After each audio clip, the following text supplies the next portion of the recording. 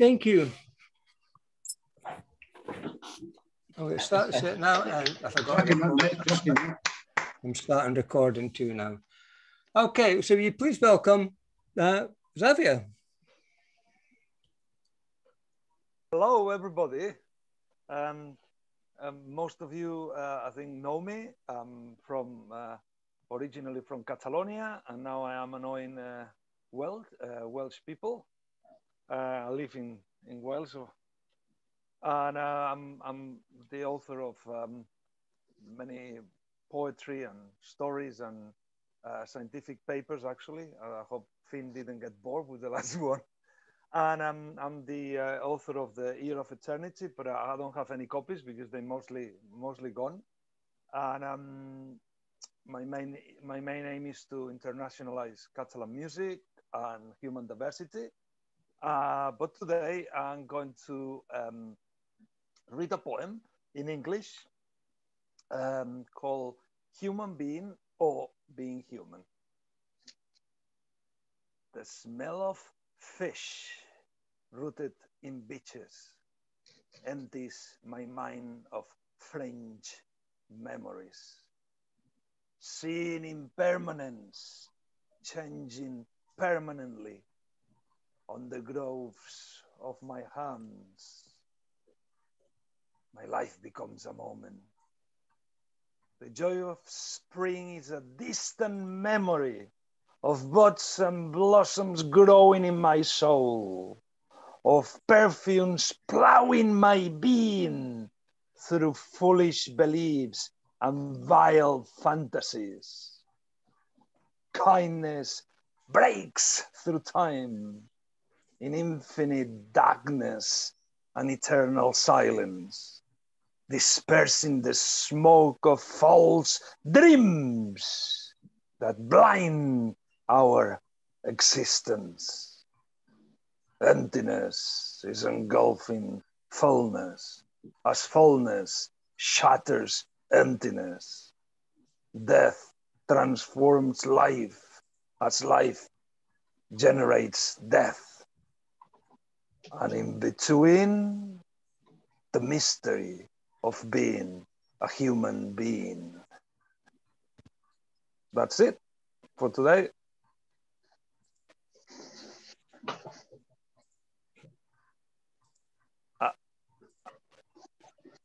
That's it. I now gotta get back to work. I got my break just to make it, here. So, it'll be recorded. I'll leave it on, and I'll listen to as many as you can. And have a great afternoon. Okay. I'll bye.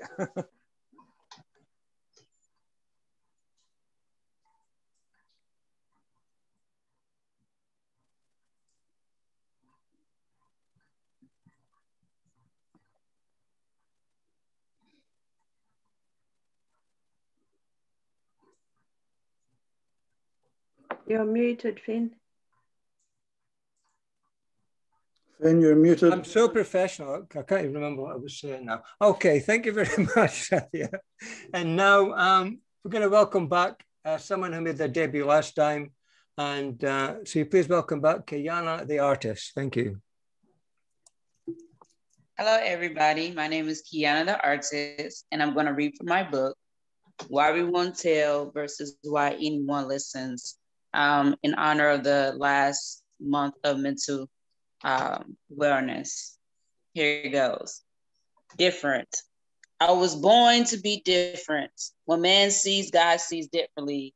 I am special in a different way. I was taught to be different, speak differently, look different, dress different, and feel a different way. God says I am not the head and not the tail. Believe in God, believe also in me. I was never able to fit inside a box. I was only able to think outside the box. I was never able to be able to fit inside a group. I was made to be different. Thank you. Thank you. Thank you. That was short and sweet, but thank you for coming along. Thank you once again. Catch you next time. Thank you. Let me say another one. Let me know. Thank you. Yeah, thank you. Okay. I don't think Baton is here now. So, okay. Chris Begg, mate. Right, thanks, Ben. Good evening, everyone. Nice to see you again. Okay, 2 poems tonight, fairly short. First one is a kind of slightly bizarre imagining of a job interview for a Tory politician. So it's called, funnily enough, Tory politician. Yes, yes, yes. Sit down. Name. A verity combustible, born in Barnstable, working class parents, Lawrence and Florence, dad a caretaker, she a bread maker. I always wanted to be an undertaker, but this dead end job though seemed with suspicion, so now I'm applying to be a politician. Yes, yes, yes. Academic qualification. You know, I've got on camera, I knocked it off. Don't worry about that. All right, somebody's unmuted. Tap me on the arm, Sean, let me know, okay? I'll mute the camera. I don't want to, I'm muted. I can't see who it is. Okay. Academic qualification, vital for serving the nation. Oh, of course. My graduation was Cambridge in kitchen science and planning staycation. Truth? No. Excellent. Barnstable Poly then pushing the trolleys in the multi-storey, one-level parking at the Waitrose store on the edge of Barking. Political allegiance. What's the story? I was right-wing, New Britain. No, I'm Tory. Oh, a fascist. Oh, good. But we can't have that then. We'll say your uncle was Tory Ben. Yes, yes, yes. So, are you prepared to lie and cheat to get caught in the sheets with some expensive Whitehall escort? Of course, hunting and shooting will be your sport. You'll dine with the members of the hunting set, and in no time at all, you'll serve in the cabinet. Education and social care your portfolio. You'll strut and preen like a new Malvolio, dripping lies and shit from your twisted mouth whilst fleecing the workers in the south. The truth will glide off your varnished back as your fat puckered lips freeze. I'm all right, Jack. Sound fine? Oh, it's mine. Yes. Oh, yes. Oh, yes. So, welcome then. The MP for Pickering. We rigged the vote so there'd be no bickering. Your political opponents have all been smashed. No, don't thank me. Just give me the cash. I guarantee you'll be a success. So you want it? Yes. Oh, yes. Yes. So that was that one. Yes, right, indeed. The second one, just a quickie, both new poems, these, and this is a word that grew out of the kind of lockdowns, which I'm afraid has just annoyed me. So you'll work out what the word is as we go. In advance, a wee bit swearing with this one. Man, I hate staycation. More than lurking in cold bus stations, more than my guilt at masturbation. I fucking hate that word. Staycation. Oh, not the act, not that way. I love the occasional holiday, the trips to the Northwest Highlands and Gruner Bay with its pure white sands, driving down the 74, stopping soon for coffee or more. I love the yearly pilgrimage to Somerset, the beautiful light of their sunset. The only time I like our United Nation, but fuck me, how much I hate staycation. It comes from the same stable as brunch. Just fucking decide, is it breakfast or lunch? And please don't tell me to chillax and piss off asking me if I fill to the max. I love the thought of great recreation, but fuck me, how much I hate staycation.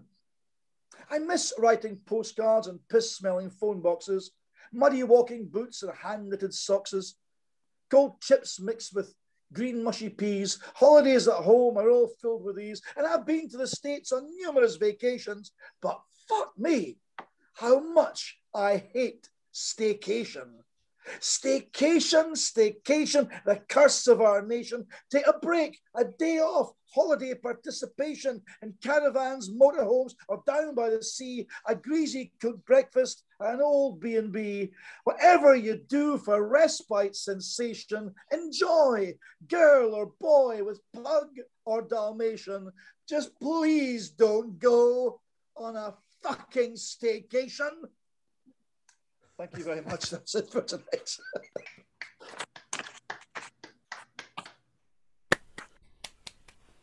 I hate that word as well, Chris. Staycation. It's a bloody holiday, whether you're going to caravan, exactly. Caravan to Stonehaven or wherever, it's still a holiday. Yeah. Exactly, Finn. Thanks, folks. Thank you very much. Thank you. Okay. Other Chris, Christine Dickinson. Oh, I love that. It's going to be tricky to follow. My poem takes us back over 50 years. The summer of You Need Somebody to Love. I don't know how many of you can remember that. 1967. So Spalding, where I live now, had a rock festival here. You'll get the idea of that at the beginning. I wasn't here at that particular time, but I missed all the excitement. May 67. En route for Spalding, coaches bunched down the Tulip Trail. Hit folk jammed the festival, paid £1 for Hendrix, Pink Floyd and Cream. We came years too late for the Bulpool barbecue. Local friends were tying the knot.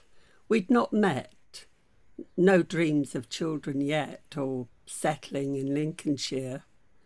I was a Woolworths girl, post-school, filling in, buttering rolls for bacon on the sandwich bar, bearing a blush in the till if a lad lingered handling change or licked his lips with a suggestive wink. The boss wore a perm like a toupee of copper wool. Red-cheeked, she roared like a bull. She liked us best, busting a gut. At slack times, we'd get extra breaks, peek at the stockroom boys in mud-hued overalls.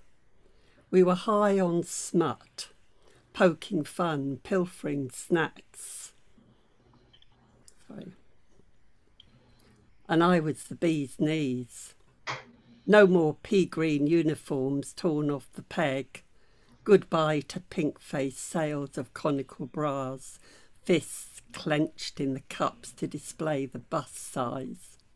We were the food staff, dressed in cross-wrapped lemon nylon, nails glossed, toned with orange slingbacks.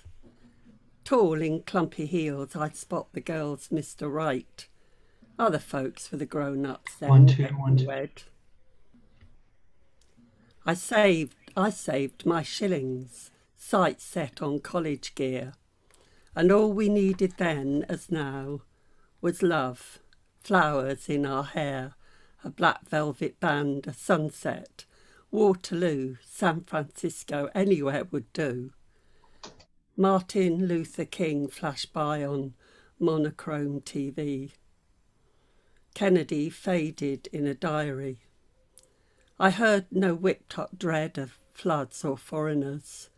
We were the lucky ones, and still are 50 years on, old folks at home, humming the same love song. Thank you.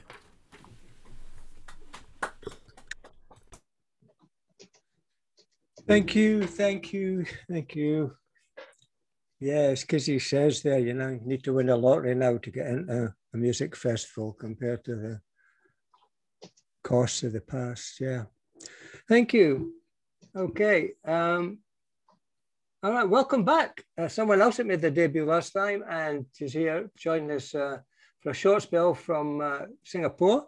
Sylvia Ang. Sylvia, welcome.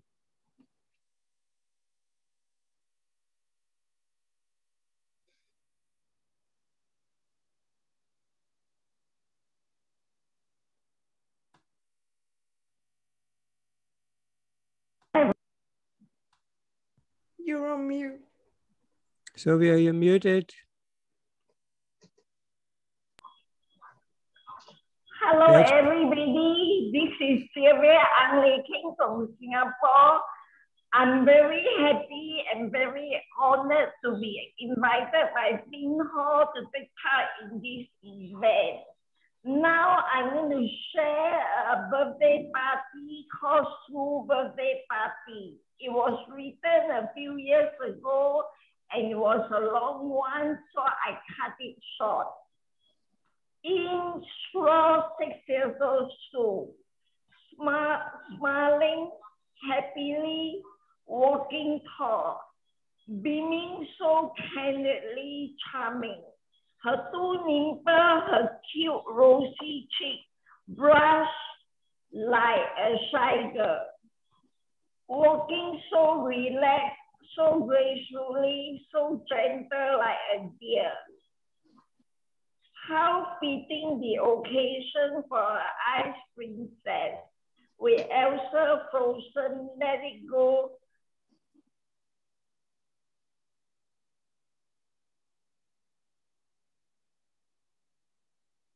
Oh, you're frozen.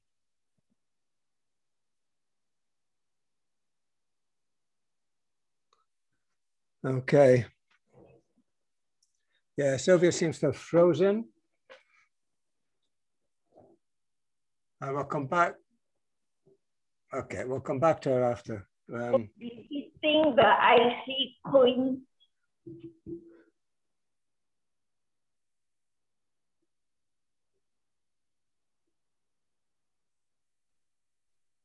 Yeah, Sylvia, you keep cutting out and we've lost you.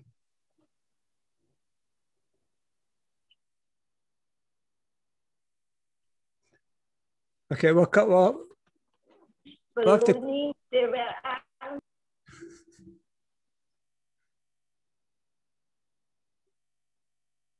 Okay, we'll come back to Sylvia after. We'll move on onto the next person up on the list, and it is Bob. Thanks, Finn. A couple of poems tonight. I switched the lamp off and watched a residue of light form patterns on the wall, strands of shadows, shape-shifting forms, clouds, dark skies, grey going into black, a lone rogue star, a pinprick, which disappeared into the dark vortex, bridging imagination and reality. The reality was your still warm corpse, which I washed and wrapped in a winding sheet, tight like one of your hugs. The imagination was what might have been, if only you'd taken that final step, if only you'd looked round, if only you'd stayed safe, but you stood waiting, wondering if life gives second and third chances. That's the first one.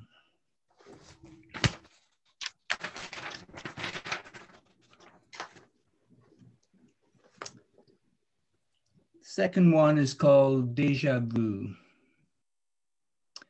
Had I seen this place before, a split between universes, glimpses of lives already lived and places still to be inhabited?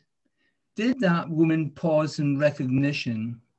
Had I once held her hand, made promises I could only keep for a short time, until I passed to a space floating in between existences, waiting for the next episode, like a long-running television drama, but I never knew the ending.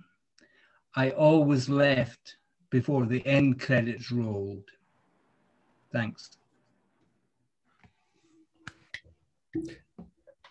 Thank you, Bob. Thank you. Welcome back. It's been a while since you've been here. Always good to see you, mate. Always good to see you. Where's my run order now? Sorry. Oh, yeah. Kizzy, you're next. Hello. I haven't been to the last few because of college. But I have two pieces tonight, one of which some of you might have heard if you were at the event on Friday, and the other one is sort of a work in progress, but I like it, so I'm going to do it. The first one is called Acceptance Olympics. Hello and welcome to the Acceptance Olympics, the place where we reward the very least in human kindness. This is Super Saturday, and boy, do we have some tearjerkers for you. But remember, the bar is always low. We can't expect them to jump through hoops carrying that signal of virtue. Today, our headline event was a 4,000-word lecture. The event where 8 adults with an omniscience complex lecture teens about their own lived experience. Today, we have an array of teachers, extended family, and of course, strangers on the internet. The rule is simple: be cliched, be repetitive, and most importantly, be insensitive. Picking up a bronze medal is Linda. Linda took it upon herself to let a gay teenager coming out on Facebook that life would be very hard for him. What a kind warning. I mean, I'm sure he already knew that. He was outed in high school, after all. But she only has his best interests at heart, and it's nothing to do with internalized homophobia. Sticking with the LGBT community now, Trevor and Silver telling his lesbian relative she's just too young to know. She's 17, so above the legal age of consent. But that didn't stop Trevor scoring this bonus cliche.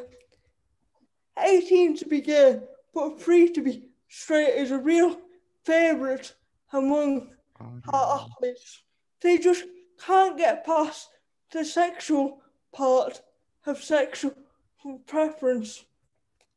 But as they always say, it is a lot for them to deal with.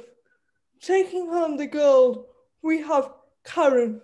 Karen lectured her female student on how she attracts the unwanted male attention in class. She scored a double for victim blaming and a triple for perpetuating privilege. She noted how she doesn't always get angry when they approach, giving them attention. She said her skirt was kind of distracting and ended it with the classic "boys will be boys." Well done, Karen. She got a personal best too. Her team listened for a whole 50 words. That could be seen as growth, but you don't get to grow into a human being. People don't have to give you time to do so, and they certainly don't have to give you a medal. And then the next one I've got is about feminism and my relationship to it. It's not anti-feminist at all, and if you let me get to the end, you'll see that. You say you are feminism, my elevator to equality. You say you are a ballot paper, choice and the freedom to make it.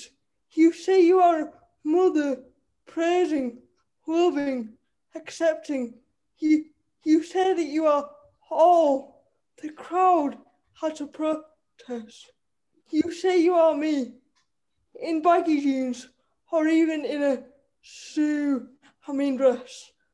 And am I difficult, the thorn in your bouquet?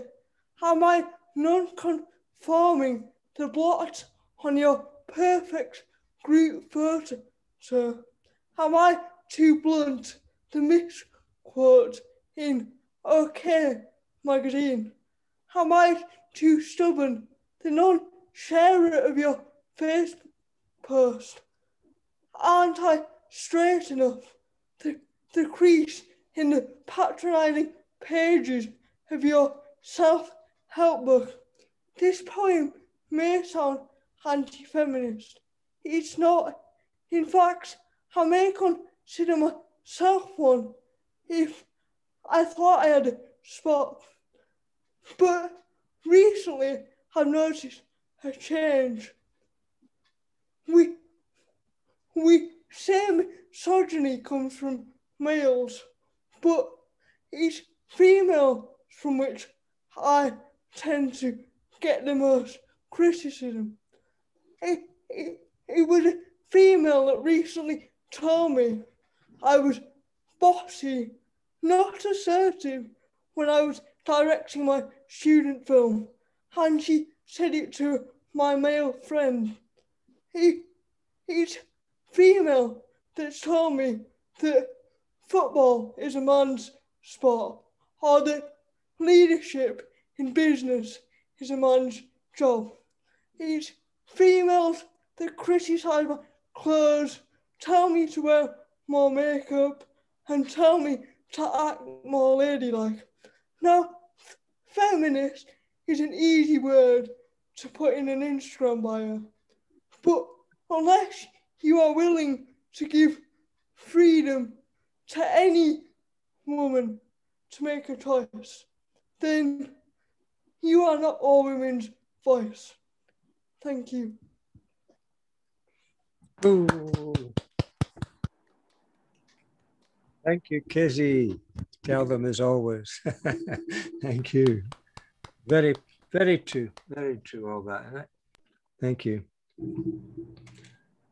Okay. Christine Fowler. Thanks, Finn.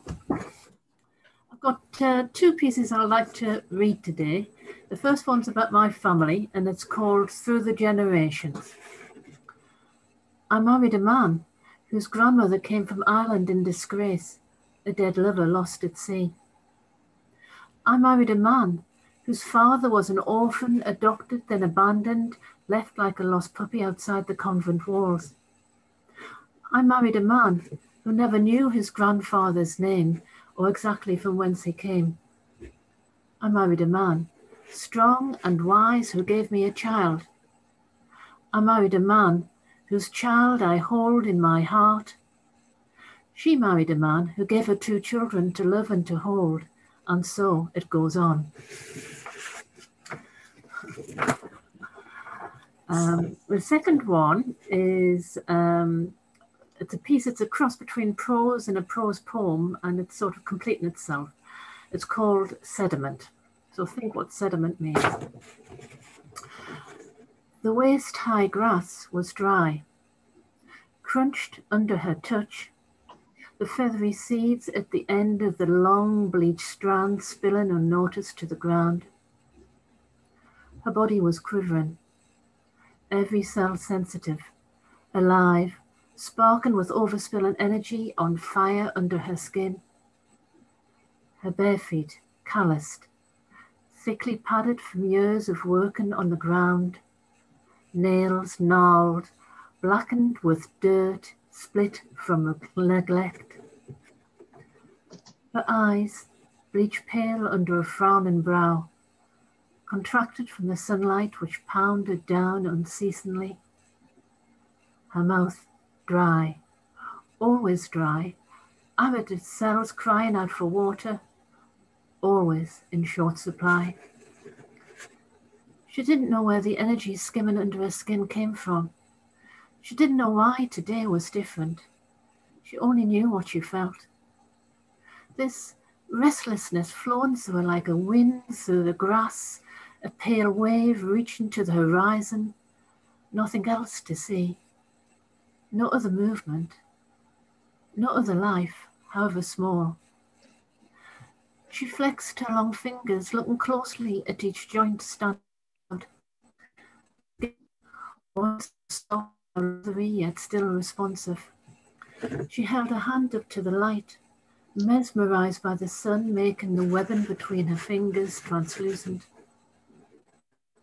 Her hair hung in long, uneven strands, falling over her shoulders, reaching for her breasts, no longer tip-tilted. As the wind blew the strands over her nipples, it awoke her from her contemplation. Her hand dropped limply to her side as she sank to the ground, all her energy leaching out, spilling into the thirsty earth, until she lay outstretched, one foot flat to the ground, the other tilted to one side. She lay still, now hidden by the grass, rising above her head like a curtain drawn to keep the day at bay. It was quiet, so quiet. The machinery that normally soothes us manner, all gone.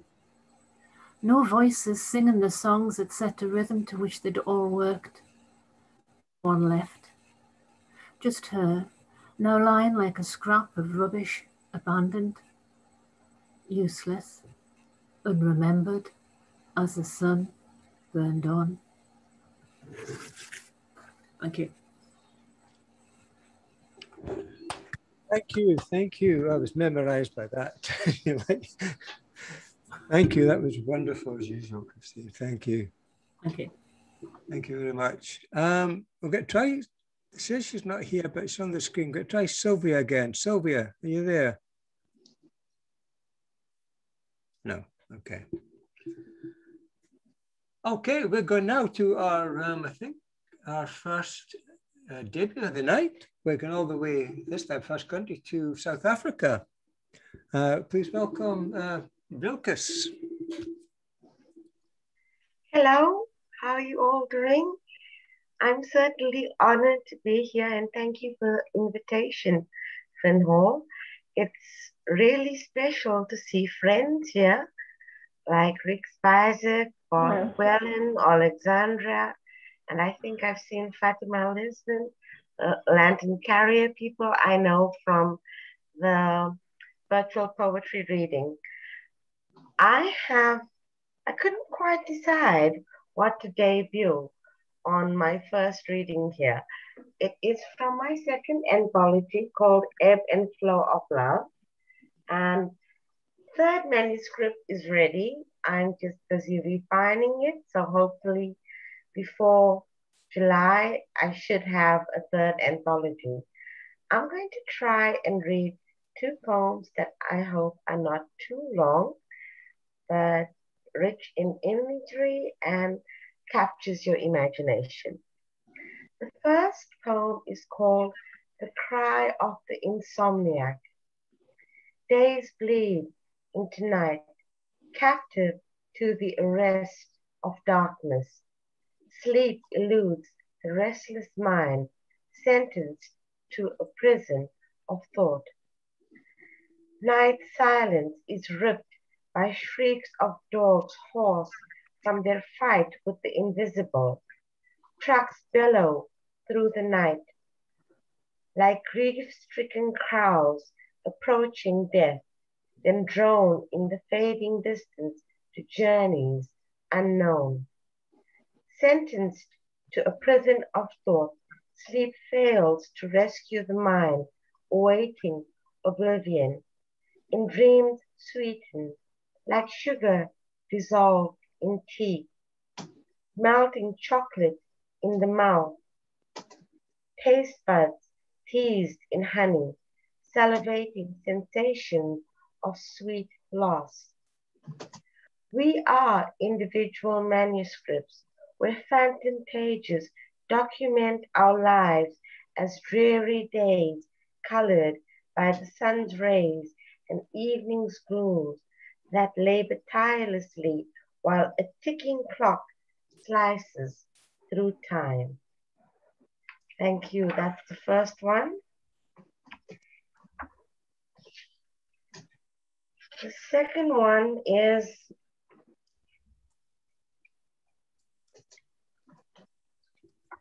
forgiveness. An evil stain blotches the heart where once love lived. It was not deliberate. The carnage of heart broke. Anger replaced the sadness, fierce and unredeemed.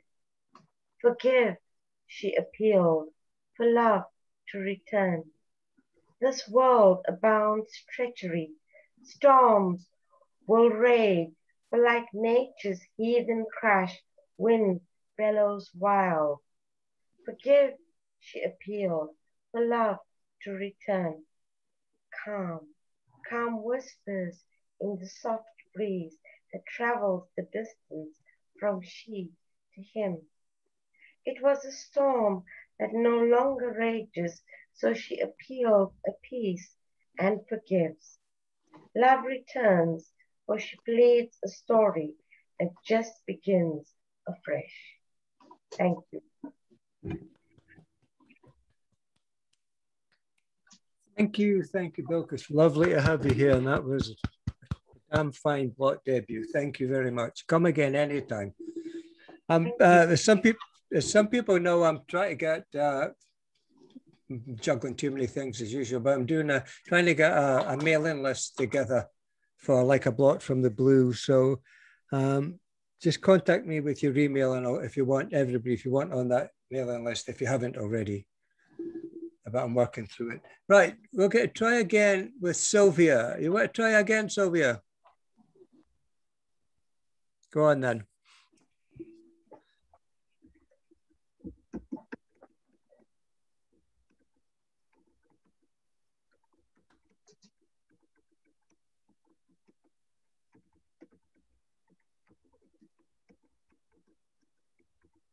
Thank you, Pinhole, for inviting me to this event.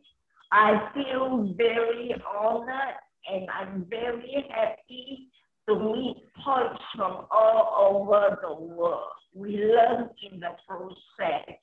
I will try to reread the poetry because the new mobile got teacup and the screen keeps freezing up. This is a birthday party. It's called Sue Birthday Party.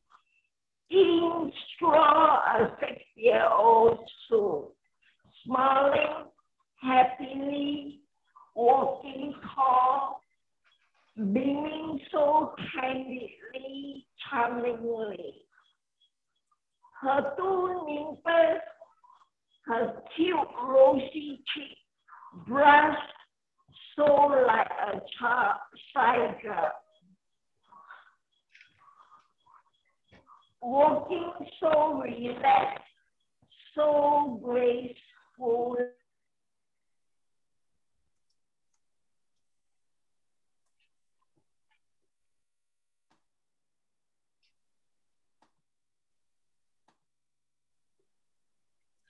Oh dear. She's not having much luck tonight as well, in the middle of the morning for her as well. What a shame. All right, it's never lost the last time. Hopefully next time she'll be fine. Okay, we'll get a move over now to back to here, this part of the world, but also from another part of the world. Please welcome Birgit. Thank you. Hello, good evening. Thank you for having me.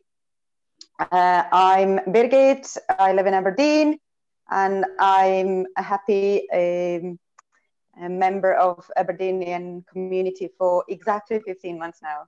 So yay, a good way to celebrate this with poetry.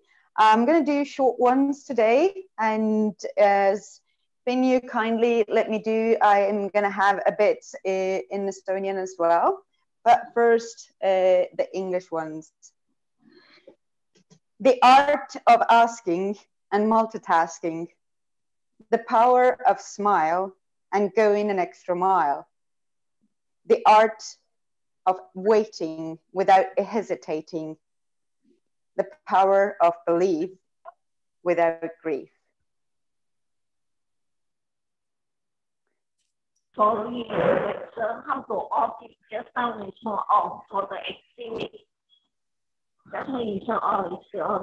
invite me to talk again because of screen battery stuff. No, I want to go out and sleep. Okay, someone's talking. Yeah, I can't find who it is.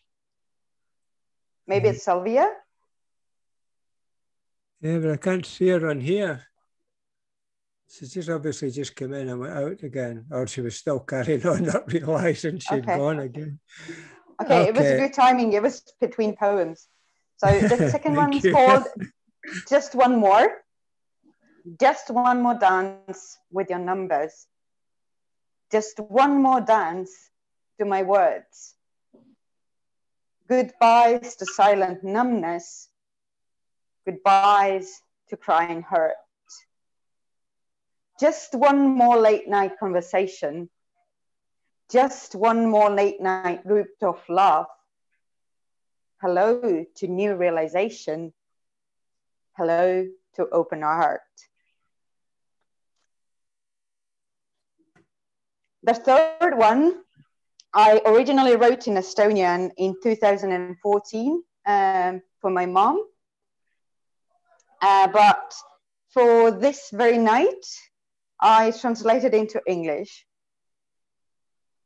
Words, wishes, looks, tone of the voice, touches, tears, expectations, holding hands and letting it go, teachings and giving lessons, boundaries and freedom, rights and responsibility, pros and cons, support and test outs, tearless cries and fearless nights, silent praise, and years as days, mother until the end of our ways.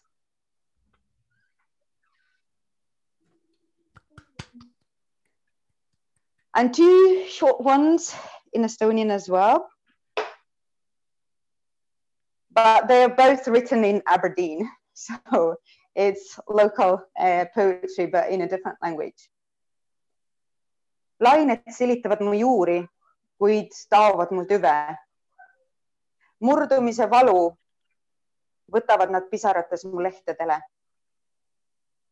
Olen puu sinu lagunevates luidetes, sinu lohkudega kivides, oma juurtega õnnestan su lehtedega, katan pinda, milles kasvan. Meie kohtumised on tormilised. Vaikus viib meid üksteisest kaugele. Minu saladused on sinu sosinates.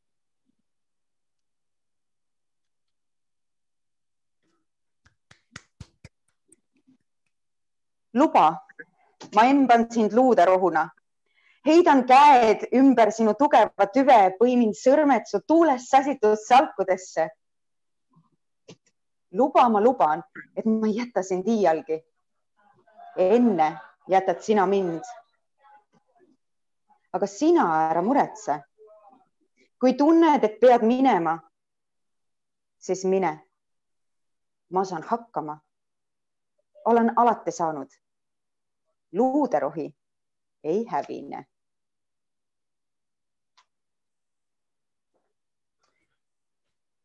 Thank you. Thank you. I just see the messages. Thank you very much. Thank you. So, yeah, thank you. Enjoy your night. I hope I'll stay on for a wee bit, but thank you so much for this. Yay. Thank you for the messages. No problem. Have a good night. You. Yeah. Bye. Thank you. Okay. Thank you very much, Bridget. And next up is a second debut of the night, a second brand new blotter, because that's what you're called. And you saw today, she had a wonderful graphic for this thing tonight. Please welcome Alexandra Bacoon. Thank you, Finn.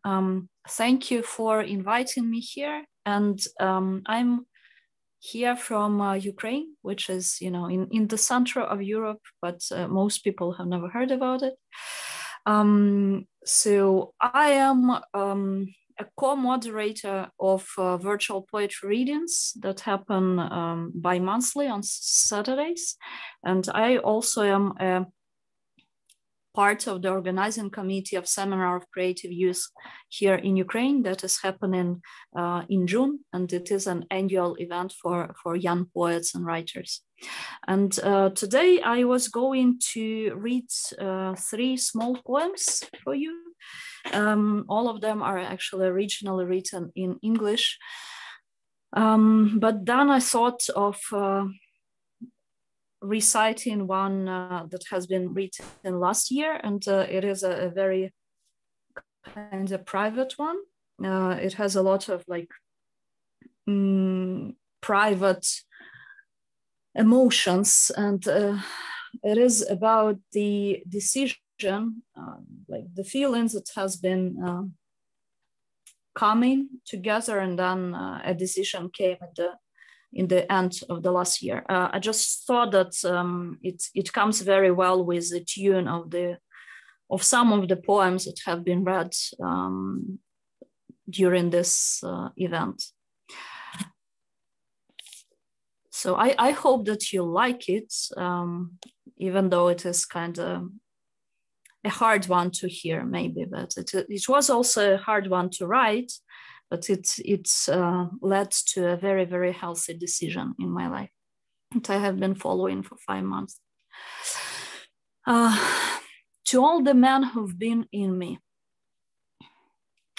I'm so sick of being used as medication, just used whenever I'm needed, gone down as a pill, sometimes not even with water, raw, scratching the throat, suffocating, no love, no care, no interest, just used for the warmth, for release, for getting the emotions out, the only way you know it can be done, the only way to overcome the inner struggle that is legally allowed to man.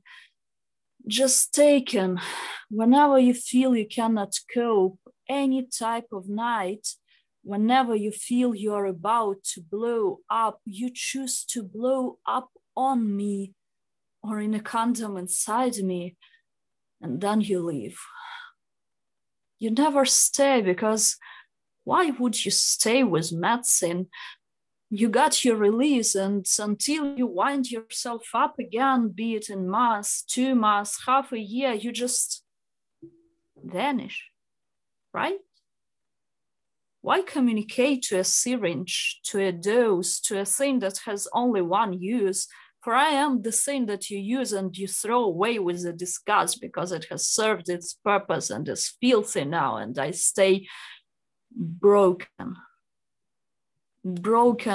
over and over, not caring anymore, caring too much, hurting, allowing it every time, bending, breaking every time further until I turn into a beast, taken from steel. Yeah, okay, if you're giving it so easily, I'll take it, you weirdo, and make sure to never be near you after that. Taken from, because why not? It is easy to take from the source, even when there is nothing left in this mind anymore, because you need it. Taking it, crawling into me to hide from the world's cruelty, to have your answer to the world through banging me. No, I have the power. You cannot take it from me. Not given anything, and then accusing, why do you live like that? Get your life together. What kind of girl lives in this mess? Not feeling I belong anywhere, unworthy. So giving myself away, all too many to have whoever would have me, overwhelming, causing to flee too much to handle good in small doses, not good enough. Why do I allow it every fucking time? Why? I am so tired of giving in to anyone who expressed they need it, anyone who would say, come on. Well, you know, they need it more than I need my integrity. broken to nothingness, grind to dust, shyly touching and trying to get some of it back, some control back once, not allowed to. My faint touch and attempt being shrugged off, shoulders shrugged. You wanted to join me? Door slammed, closed, forever. And then I think I will read one poem in Ukrainian so that you will, I don't know, hear how Ukrainian sounds. It is a little bit related. Then I probably will read it in English as well. It is a short one. Ти, що забрав у мене друга, ти, який зіпсував мою довіру до людства, той, що показує, що з цією людиною можна бути повністю відкритою та довіряти, і вмикає величезний попереджувальний знак. Ти, що розчавлюєш мої вени, але даєш мені віщі думки, несподівані зв'язки, дозволяючи мені бути собою, гратися, як дитина, сприймати час так, як я маю, глибоко розуміти, що я люблю і від чого мені потрібно бути далеко. Ти, що валить мене на землю. Чи може хтось безпечно вибратися з безодні, в яку вони неминуче всмоктуються? Може. Безодня. And now the same poem in English. It has been originally written in English. Ukrainian is translation. You who took the friend from me, you who ruined my trust in humanity, who shows this person you can be fully open with and trust, and a glowing warning sign. You who crushes my veins, giving me prodigy thoughts, unexpected connections, allowing me to be myself, play like a child, perceive time as I am meant to, understanding deeply that I love and what I need to be away from. You who puts me on the ground, can anyone get out safely from the abyss I inevitably get sucked in? Can abyss? These are the poems.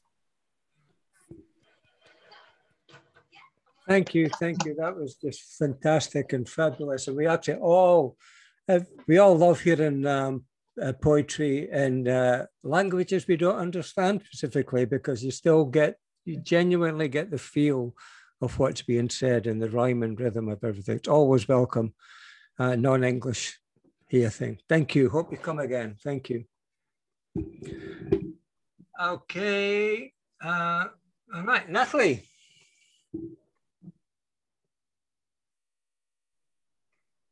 Thanks. Yeah, we've had some wonderful poets so far. I'm going to change the theme a little bit. I was so inspired by Christopher's poem earlier, the interview with the Tory. So I thought I'll bring this humorous piece out. So I'm not sure if it'll work, but just so you all know beforehand, this is meant to be humorous. Having moved to Finland, I've found that integration is particularly difficult for immigrants, and it is partly due to the fact that Finns are quite, well, immigration is quite new to Finland anyway. They're quite a homogenous society, and so foreigners is a new concept to them, but they're very good at bureaucracy. And so as long as you fit into what their criteria, you'll be fine. But as a foreigner, no one really fits. So I thought I'd write them some instructions to help them with it. I based them on instructions for connecting a washing machine, and thought that might help. So this is instructions for integration. Here's the new prototype from overseas. Avert your eyes though, she's not quite right. Step 1, cautiously unpack the important model, confirm survival. Parts are all there, all correctly labelled. but there's only foreign elements available. According to documentation, it states quite clearly requirements, functions. Practically speaking, this model is not quite right. Step 2, Step 4, resilient console, emergency drain hose and a release lever, adjustable feet required. Caution, spanner in the works, language adaptation notably slow. Step 3, slot chipboard in for sturdy backbone, select past A to current C, insert new code for conformity. Adherence to Regulation 1B, Part 5, Section 3, expressed by the board of what's necessary. Your qualifications of qualities do not quite meet what we have on this sheet. Step 4, clear debris filter of prior experience, and in case of resistance, tighten the nuts. Trial installation. Green light, cogs tight, foot caught, conveyor band, pull, emergency lever, sound the sirens. Ladies and gentlemen, there is no need to panic. Motor creaks, smoke seeps, cold seethes, frost gurgles out and bursts through the cracks like volcanic ash. Malodor permeates on the grimy green algae of a still summer lake. Clear debris filter and reset. Step 6, for best chance of integration, allow for entire past and connect to currency. Criteria must include international standards. Allow space for unorthodox conduct. Feet may need to level in own measure. Inspect debris filter for hidden gems and investigate outside of the box.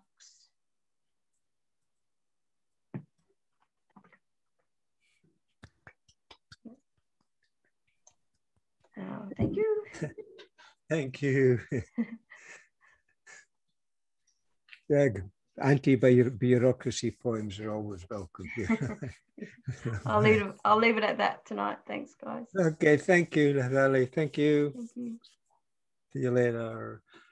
Okay, so moving on now, please. We have another first timer and coming from Turkey. Please welcome David Miller.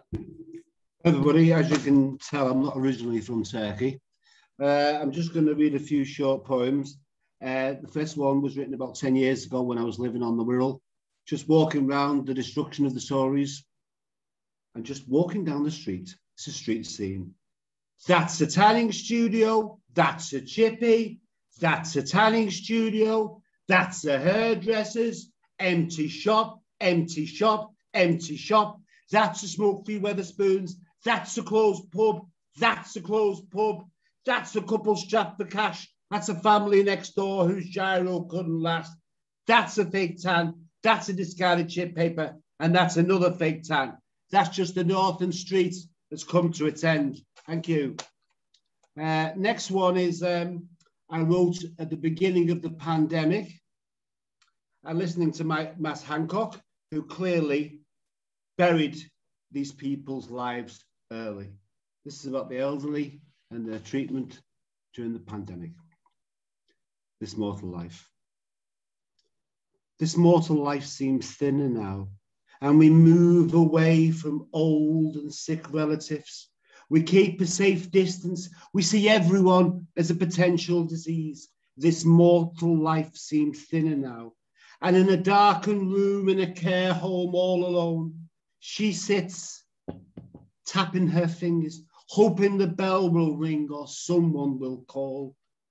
Her mortal life thinner now. She's passing away, all alone. Thank you. I've just got 2 more poems. I live in Turkey now. I escaped the rat race before the rats ate me alive in England, really. And this is when I went on holiday, and I just escaped it all, really. On a beach, never returning. I have nothing to regret now. The moon knows my name, and even the trees are more welcoming here. I have nothing to leave now. The jagged edges of the shore show me that each life can be split in two. One moment you're together, then all of a sudden you're a pebble on the shore. I have nothing of myself now, and that feels so much better than before. Okay, thank you. I've got one more short poem. This is a true story. This is winter, and this is what happened to me a long time ago. Snowdrift. I can still feel the freezing cold air on my cheeks, an air long since gone, like the people I used to greet on the streets. And you were so small, I could fit you in the back of my bike, sitting under the slide so the cold rain wouldn't bite. I can still feel the freezing cold air, and I worn out by life's daily chores, pulling the sledge to school, carrying the groceries that could feed a school. I all did this with love, of course. Then one day, on returning, you told me where you'd been. I can still feel the freezing cold air, my lips that wouldn't move, and the ice gripping my heart. Thank you very much for your time. I hope you've liked what I've... If you Google my name, you'll see all the stuff I do. Thank you. Oh, thank you. Thank you, David. Thanks for joining us. Wonderful. Great. You're a bit freezing cold and probably the warmest day I've had up here for all plenty of years. Like, not appropriate. Not appropriate. Sod's law. All right. Next up, welcome back someone who also doesn't live where she comes from, Caroline. Hello. Yeah, we've all got the wrong accents in the right places. Okay, I'm going to read an oldie that I need to, I'm doing a lot of my cycling poetry, so here's a Wilfred Owen Odyssey about a bike tour, obsessively following Wilfred Owen. My bike's fully loaded, my own pack mule, a pilgrimage of Wilfred Owen poetry, riding south between the Pennines and the Irish Sea. I set my sights for distant Liverpool. You can't miss it, says a man. I ask for directions. Casting his curse, I get lost different ways, till I skirt Leyland, where tanks were once made. I'm relieved I've survived it through Preston. Spring lambs bounce around flat fields in the Ribble, near two crows ganging up on a baby squirrel. The B road takes me over 6 screaming lanes to a scouse bus honking with offensive disdain.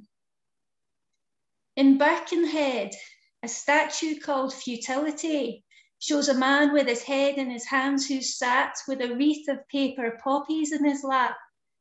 The bronze remains dull, although it's sunny.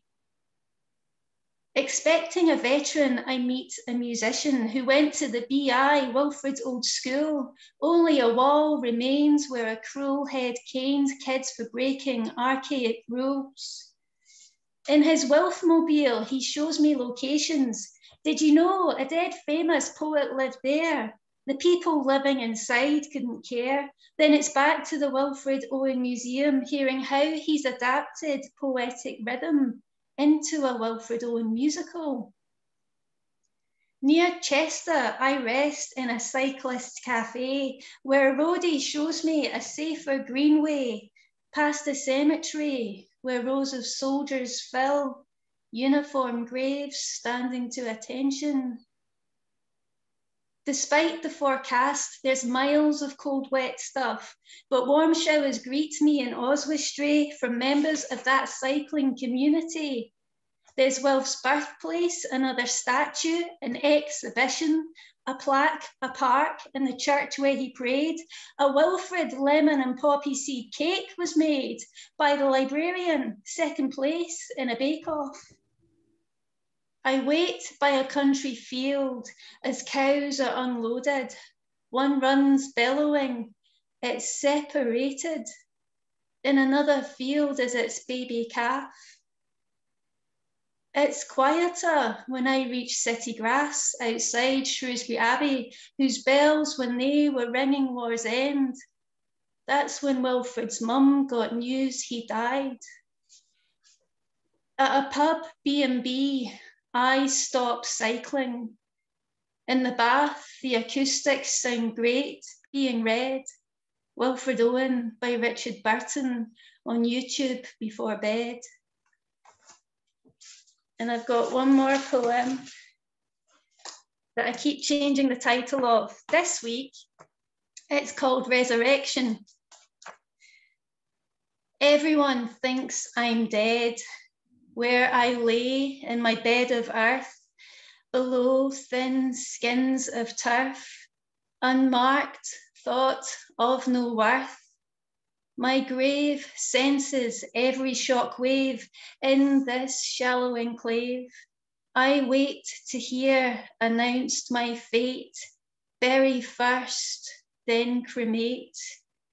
I'm drowned for good measure, my mound is slick with hellbound saltless tears, thundering, my fate nears. All others shut their ears and run from death so quickly done. A flash so fast to stun or fry, lightning strikes where I lie. Strike me again, I cry. My earth, which all believed a dearth of life, stirs in rebirth. Heaven sends resurrection with bolts of nitrogen supplies, seed, roots, stem, leaves. I rise, one tiny wildflower kissed by the skies. Thanks. Cheers. Thank you, Caroline. Always great to hear from you, as you know. Thank you. You've enjoyed the cycling a bit more in this finer weather too. Okay, thank you. Move on now. We have someone else making their first appearance here. Please welcome Annalisa.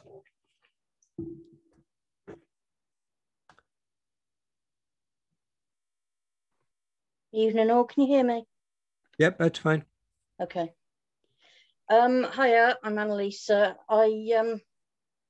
I perform as the Beanie Bird. I started wearing my hat at Poetry to combat anxiety, and it's kind of become a thing now. But I can only find my winter one, and I'm sunburnt today, so I'm absolutely baking. I wrote this poem. It's about a dark time, and it was written at a dark time, so it has got a trigger warning for suicide. And it's called The Opposite of Thanatophobia. Am I going to lose you, she asked. My baby sister stood at the end of my hospital bed. She asked me, am I going to lose you? And I didn't know how to answer. I don't lie to her, but I didn't know what the truth was. So I told her the truth. I don't know. We both broke a little inside that day. And as much as I wish I could bring that conversation up again and give her the answer that she needed to hear that day, I just can't. Because my truth hasn't changed. I know one day they'll get me, my demons. There's a word for a fear of dying, thanatophobia.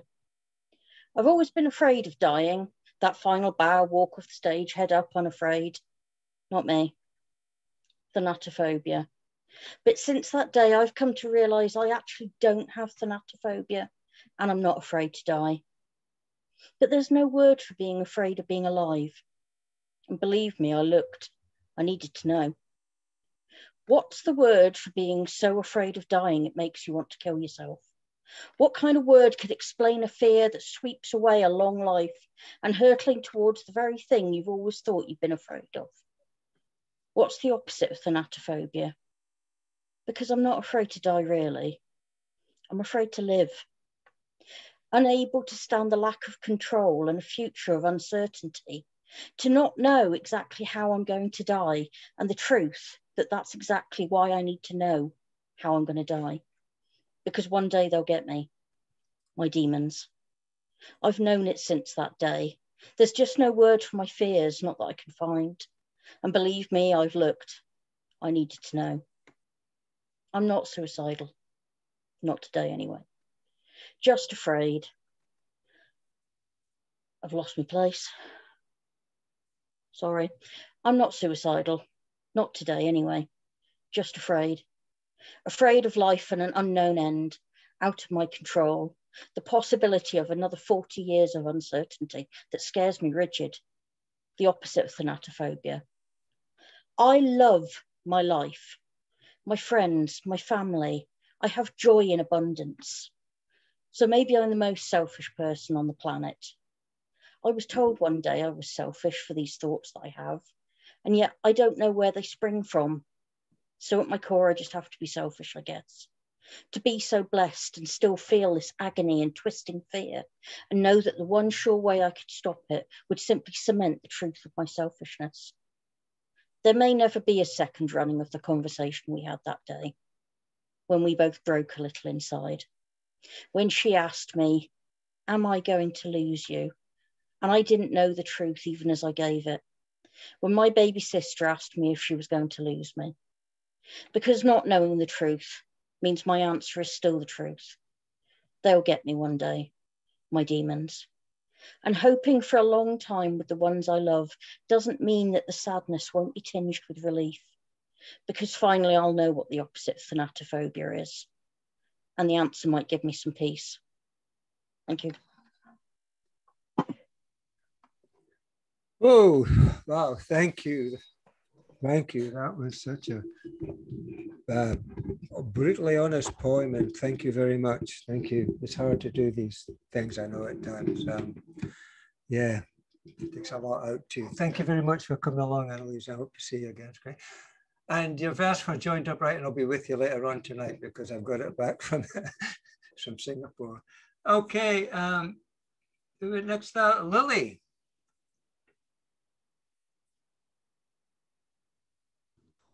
Hi. Oh gosh, it's very dark, isn't it? Better turn my brightness on. So I've got a couple poems tonight, and then one more little thing. It's the start of a narrative that I'm working on. May develop into a full novel. We'll see.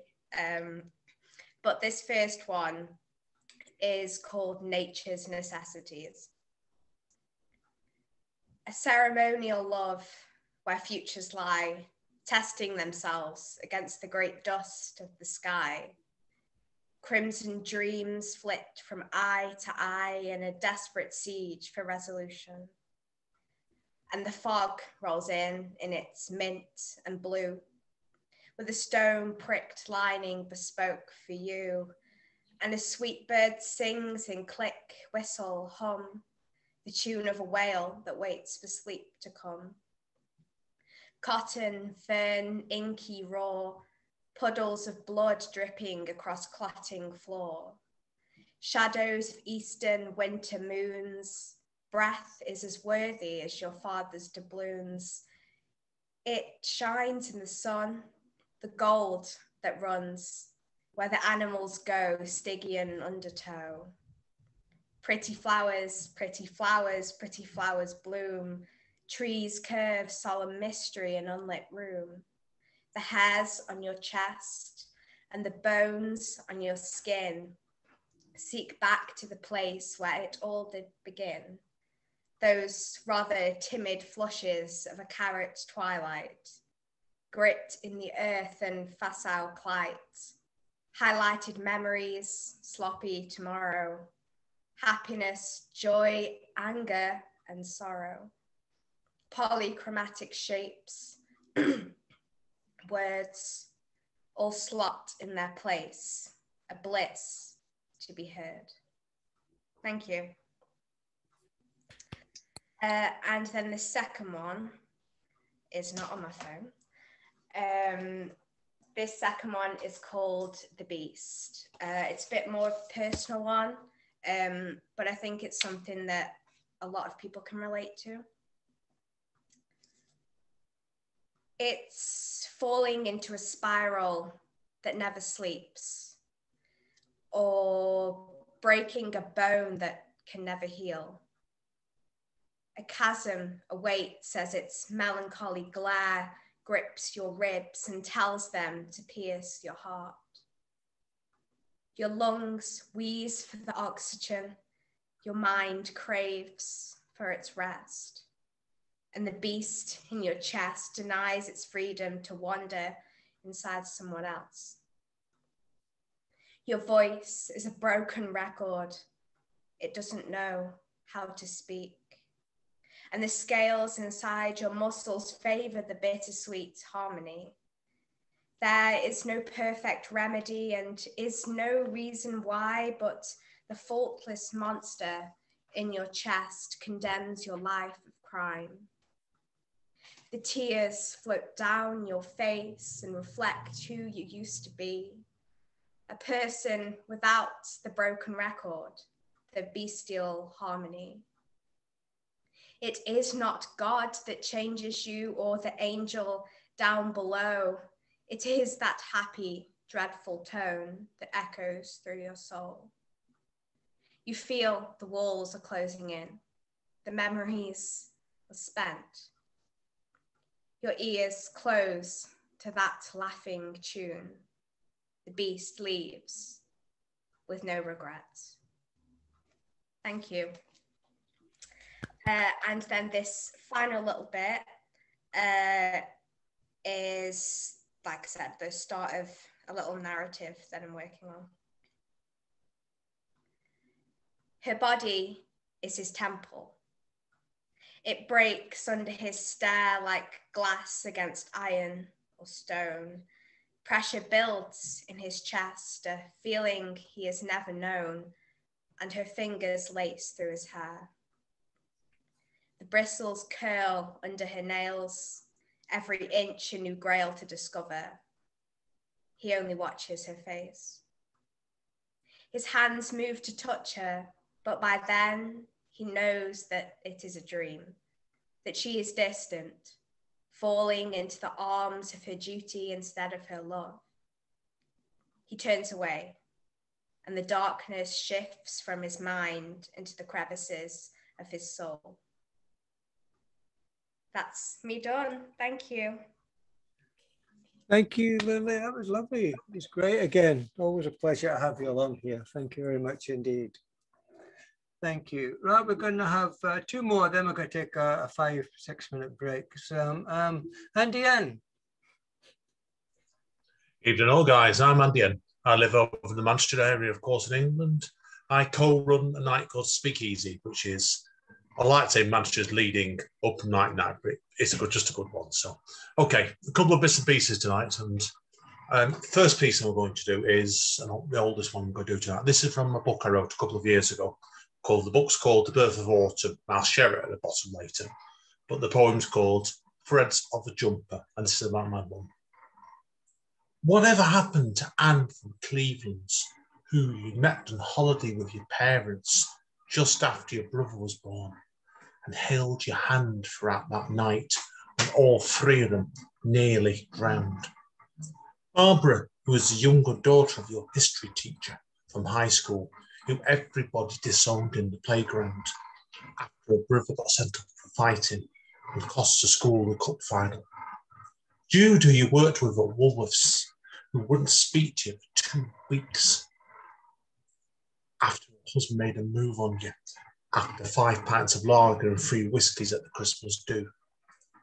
Mags, who moved to Australia when she hit 45 after a divorce for a new start. Or Rose, you went to IT classes with just after you retired, only to fuse a PC within 10 minutes of their first lesson. Memories I still have of you, closed like shut warehouses, shaking your head furiously with an animated anger and sometimes a muted tear.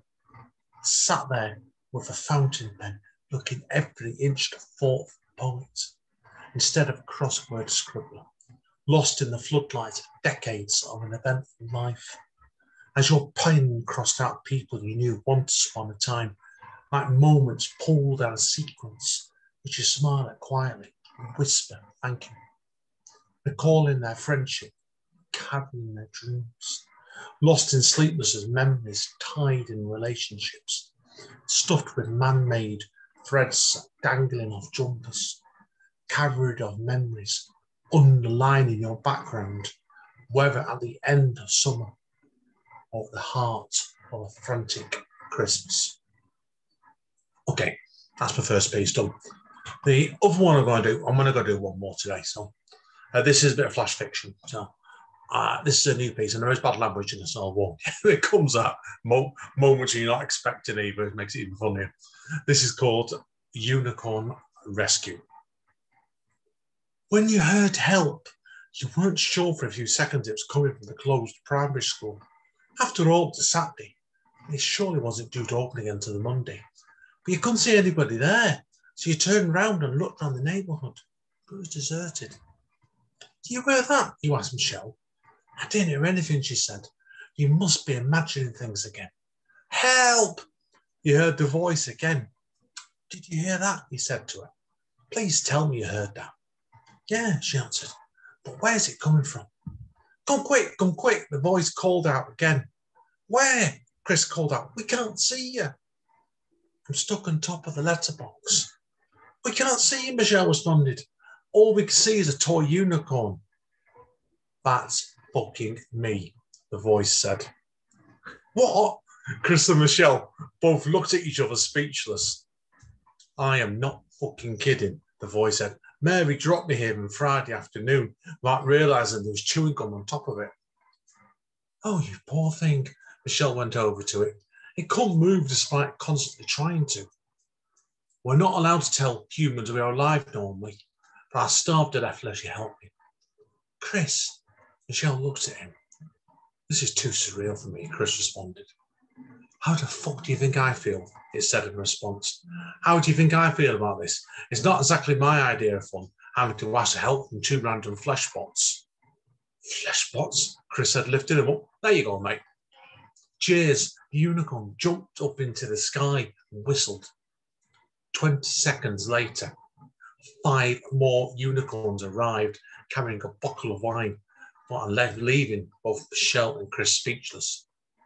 And that where things really started to get weird. That's me done, guys. See you later. Yeah. Back in stuff, mate. I get weird. Always great to hear a poem about genuinely Scotland's national animal, which is the unicorn. Everyone has lions and bears. I didn't know that, actually. It's true. It's our national animal, the unicorn. What a great one to have, isn't it? Okay, we've got one more before the break, and it's someone else making the debut here. Someone I had the pleasure of working with earlier on when he did this fantastic all-day, 80 countries poetry festival. Went literally on, it was great. Please welcome Bob Whelan from Rockport. Thank you. I got a couple here. One is, we just passed the year's anniversary of George Floyd's death. So he was a Black man who was suffocated by being knelt on for 9 minutes. I saw the trial and was overwhelmed by the fact that the young woman who filmed it stated she cries at night because she feels guilty that she didn't stop it and she should have done more. This is called sick genuflection.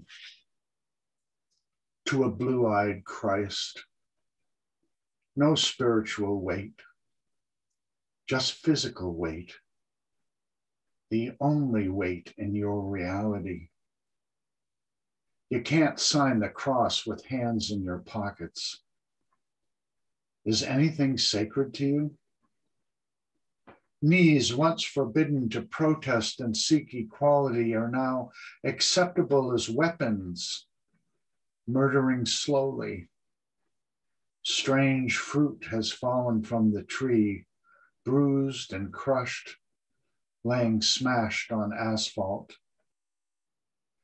We are now led by babies, children on the stand, bearing witness to cruelty, speaking of their guilt for not having done more. Broken voices, slow and direct, dropping words like tears in a dark well. Their sound is clear as bullets echoing the hollow points of who we are, holding us accountable for our lack of compassion, imploring us to realize it is noble actions that matter, not just ideas, not the tribe or the shade of skin or the religion practiced or not practiced. So white woke, feel righteous and involved as you Google what you can do to help Black folk. Put signs on your lawns while you watch snuff videos and live streamed screams. Somewhere, a man calls for his mother. Somewhere, a child calls for her father, crying out, seeking safety, offering love.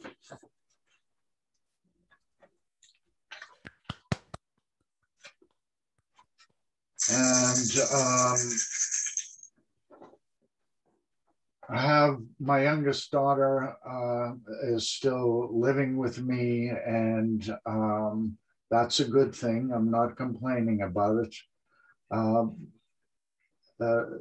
This is to her, actually, and it's called As She Wraps My Wound. The white globe covered with dry, crinkled skin can beckon tears. As I slice it for dinner, it rotates in my grasp. The blade slips. Instead, I am the one who is cut.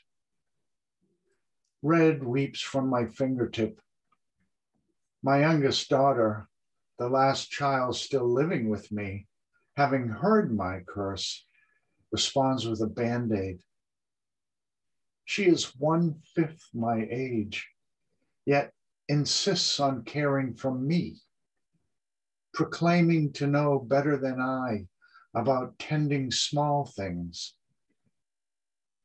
I'm so much further along on this path we both now share that I worry I will meet the destination too soon, afraid she will not be prepared enough to complete the journey alone. As she wraps my wound, I feel better. Thank you. Up to date stuff. Thank you indeed, Bob. Thank you. We're going to take a break now, 5-10 minute break. I put the running order up. There's still some people haven't come there. They are coming late, so they'll get fitted in somewhere in there too. And yeah, so see you. What time is that now? 20:42. I'll see you just before 10 to. Thank you. I'm sorry, it's getting a bit late here in Turkey, so bye-bye, everyone, and I hope to see you again soon. Thank you for everything. You've all been so very lovely and kind. Thank you. God bless you. Cheers, David. Come again. Don't need an invite. Just look out for the thing and let me know you want to read. Just gate crash. Yeah, okay, turn mate. up and read. I always fit everybody in anyway. That's fine. Thank Lovely, you. mate. Thank you. Yes. I'm going to have to go as well. I've got small people to put to bed. But it's been really nice listening to everyone who's done so far. You're all amazing. Okay, thanks, Annalisa. Great to have you. Thanks.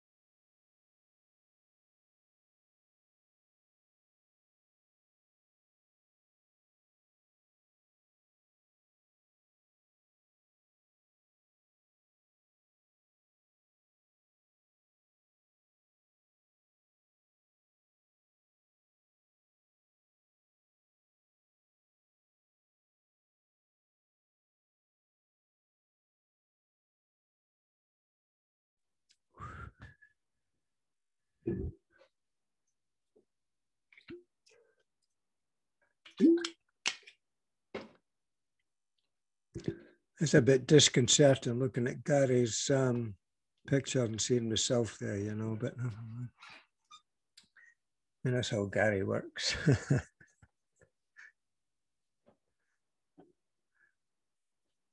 All right. Good chord, though. Back. Good chord, Finn. What was that, Gerald? A good chord on the picture. Yeah, yeah. Yeah, he's nicked my profile picture just now. That's fine. Okay. Michael's ready to go, so we will just start the second half. Michael. Sure, why not? To our suddenly much smaller crowd, it seems. I'll start with this one, which is kind of new. The universe laughs. The universe laughs when we make plans. Shifting sands cover landmarks. Carpets are pulled from underfoot. Doors long open are slammed and locked. Hands once extended are curled into fists. And yet we still find kind surprises. Fragile footholds on craggy climbs. Stumbled onto oases, a bowl of rice from a newly met friendly host. The linear becomes zigzagging abstract, backtracking, jumping into the void, swift flights up, tumbling, crashing falls, running through a hall of mirrors.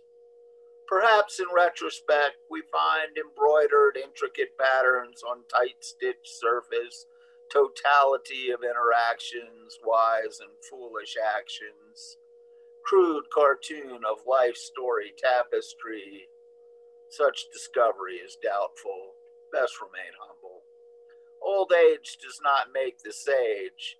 Many, if not most, are no wiser as antiques than as toddlers, holding on to long disproved belief as answers. The universe laughs. But the universe is devoid of spite. It takes no pleasure in failures or discomforts, nor does it applaud our momentary triumphs. It knows all dust will return to dust to mix and reform and do as it must. Repeating an eternal dance in which individual steps, in tune or arrhythmic, cha-cha into oblivion, dance cards filled. The oompa of the orchestra, same jukebox, same song on perpetual repeat. Each ear catching only fragments of melody, racing across stages in circles and sweeps, new choreographies mirroring a million others, echoing half-heard snatches of cliched lyrics. Smiling cosmos claps from behind curtain, uncertain individuals merging into cohesive cast, script alterations tossed, lost in improvisation, each actor laughingly believing themselves the star. Memoir becomes metaphor, becomes all-inclusive mosaic, fragments, facets, forming panoramic road map, folded into Escher-etched, camouflaged origami, tensile, mobile, indecipherable guide. The universe laughs when we make plans. And I'll do one more. I think I'm going to do this one. When I was a kid, one of our favorite things, especially in the summer, my dad would load us all up into the station wagon, which was what we had before there were SUVs, and we would go off out to one of our very favorite places, and this is called To the Waterfall. We must first ask the farmer for permission to cross his fallow field. Admittance gained, we stride past passive cows, long accustomed to occasional strangers. Crickets sing and leap in the high grass. At the far end, we climb over a gate, move from sunshine into cool woods, Under dense canopy of pine, hemlock, maple, and sycamore, we follow time-worn familiar trails, ear cocked to catch water's utterance and echo. Finding creek, we meander, following bank's edge, sneakers sliding over ground cover, kicking cones into swirling stream to watch them sail. Arriving at anticipated clearing, mudbank gives way to gray granite shelf bearing swift, sparkling falls. Sliding down sandy slope, grasping slim trunks of bending saplings, slipping onto gravel-rich sandy shoal, stripping to swimsuits, clothes draped on boulders or left hanging like warning flags on low branches. Keds and cons, anchoring jeans, sweaty t-shirts flounder against sweltry humid gusts.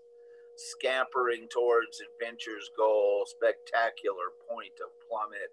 Feet sink under spindly legs, leaves submerged trails. Crouching as we part the veil, thick clear wall of slow cascade fringed by sprinkle and spray.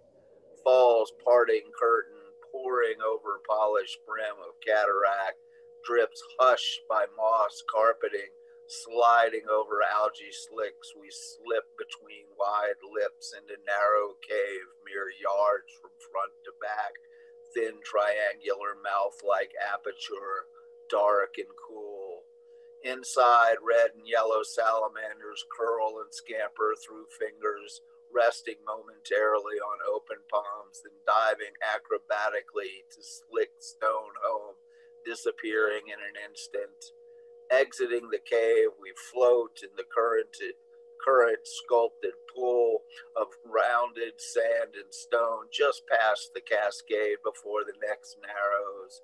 Extended X-shaped buoyant boys on our backs, eyes up at the sky, guessing the weather to come from shape of passing clouds.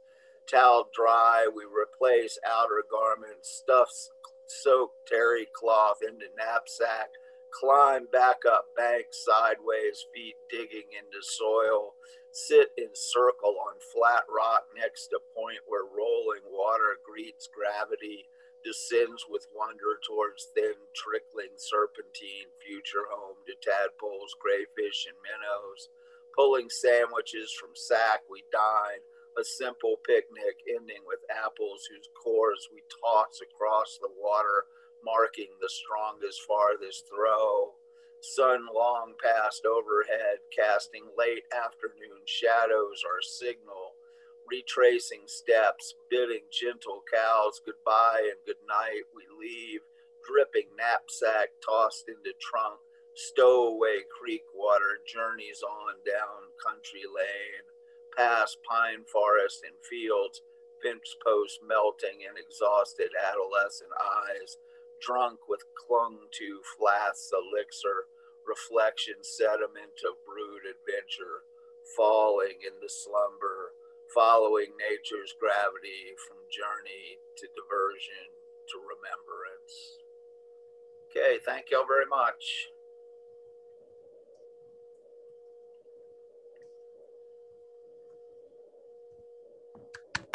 Thank you, Michael. Thank you. That was enthralling. Great. Always love hearing you. Always love hearing you. Next up, we have another debut for the first time here. Please welcome Nick Dozek. Hiya. Don't know whether all of you can see the subtitles, but here you are. This is something I've just written. Plea, sig, norm, ice, hub, tie, tills, cause, the, don't, none, dear, stan, mea, tall. Please ignore these subtitles because they don't understand me at all. I just wanted to give them a go. They got it completely wrong. So I'm really tempted to write a proper subtitle poem. You know, if I come back here again, I must actually, before I do it, write a proper poem for the subtitles to totally misunderstand and be dead good. Yeah, it'll be like a competition with them. So I was always going to do one, write one on predictive text when it corrects you to something totally not what you're supposed to do. So nice. Anyway, I had this book Voices in my head out about the day that the pandemic hit, which was really fucking brilliant timing if you don't want to sell a book. So I'm going to read you 3 short poems from it. That's it. This is called Here. Here is simply where we live and love and labour and forgive and fret about the food we eat, cholesterol and dodgy meat, and keep in touch by telephone and rent or mortgage, brick or stone for the ownership of property. And mow our lawns and polish cars and order pints in public bars and suffer fools and seldom cheat and nod to neighbours in the street and struggle with the weekly wash and vainly hope to win some dosh on the bingo or the lottery. This England where we simply live till dropped as dust through death's dark sieve. Which turns out it's not actually death's dark sieve, it's just leaving the European Union, isn't it? Anyway, second one, Last Dance. This was written for a friend of mine who I hadn't seen for years, and then suddenly I saw a post that he died. Last Dance, and it's about the day that I learned he died. And we've got a bird table outside, there's mentions of that and things. Anyway. Last Dance for Eddie Scott. Autumn ends. Eddie dies. The weather's mild. Swarms of small flies that this late warmth's compiled now throng between bare branches and our lawn to dance, unaware that lost leaves forewarn us of ice-cold nights. Next day, I wait for mail, pour seeds to feed wild birds. Sunlight slices pale. In their water bowl, afloat, a black speck, mere mote I might have missed, but pause to check. Head, legs, thorax, abdomen, outspread wings, this lifeless form, this tiniest of things. The single dancer mischance chose to drown. Death froze the rest of those when snows came down. We wait for fate's mailman, oblivious, waltzing till time comes to deliver us.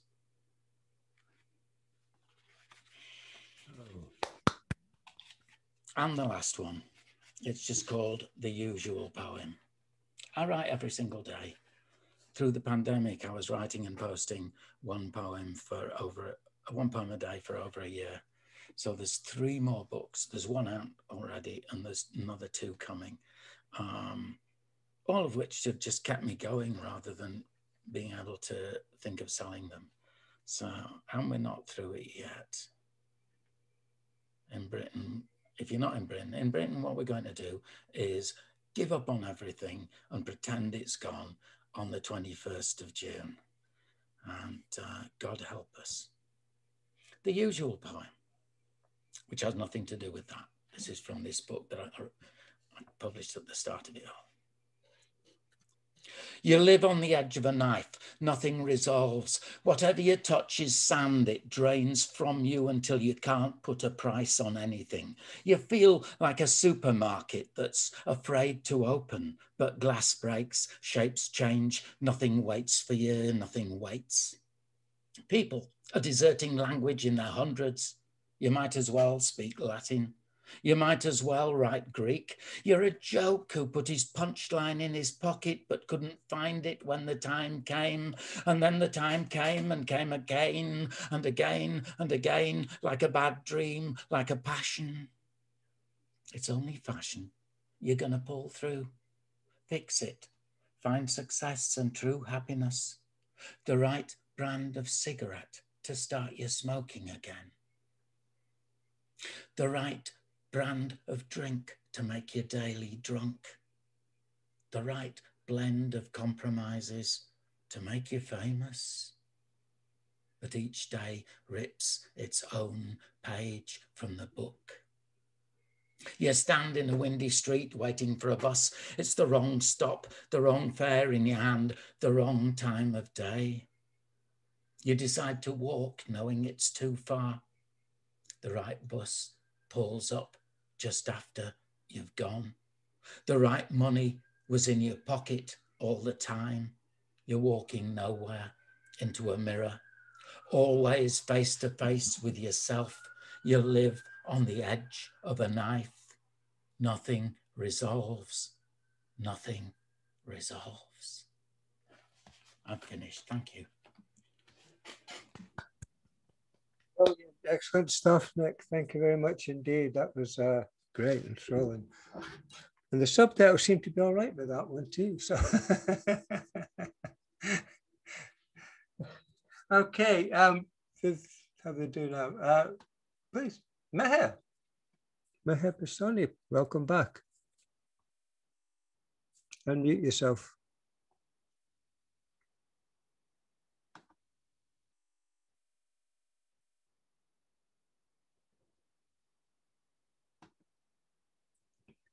You're still muted.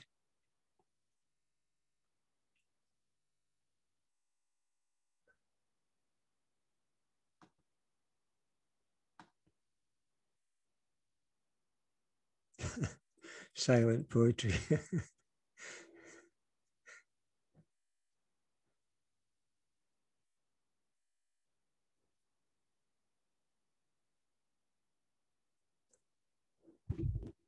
You're muted. Nobody can hear you.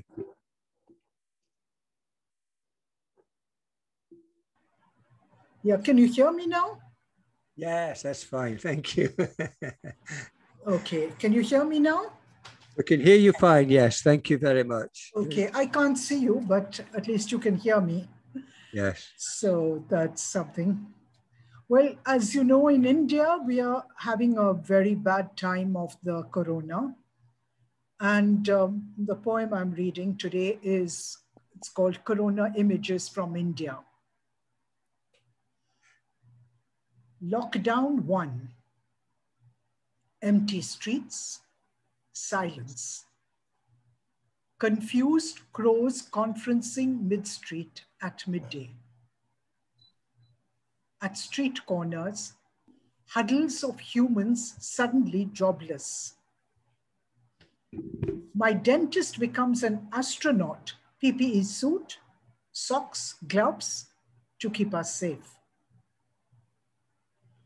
Highways jammed with human traffic, walking, walking, dying, still walking. A child crying, tugging at a dead mother. Another child sleeping on luggage dragged by a father. Still walking, walking endlessly. Lockdown 2. Long lines of seniors waiting for vaccines, sleeves rolled up, needle on tender skin, waiting day after day after day. Then the horror begins. Lines become funeral pyres, burning on pavements, parks, parking lots. The one on the left corner is my mother. Mother's skin mixed with cow dung ash because wood ran out. horror intensifies. Bodies floating down the Ganges, not 5, 10, or a dozen, but hundreds, thousands, burnt, half burnt. Holy, beautiful Ganga desecrated, carrying disease from city to town to village. How do we live with grotesque images? How will our children forget? How dare we forget? Thank you. Oh, thank you. The next one is to keep sane. It's called Memory Bank. It's in a lighter vein.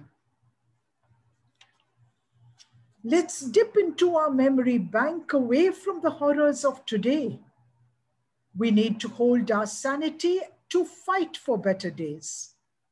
A bank whose liquid currency is measured in smiles and tears. Its ledger has credits and debits both. Its coffers are built over years. Invest in mutual laughter funds. Share memories that make us glow. Use these resources to draw on at times when hearts are low. Be the security that guards this bank against events that make us weep. These assets will never run dry. Use collateral to heal.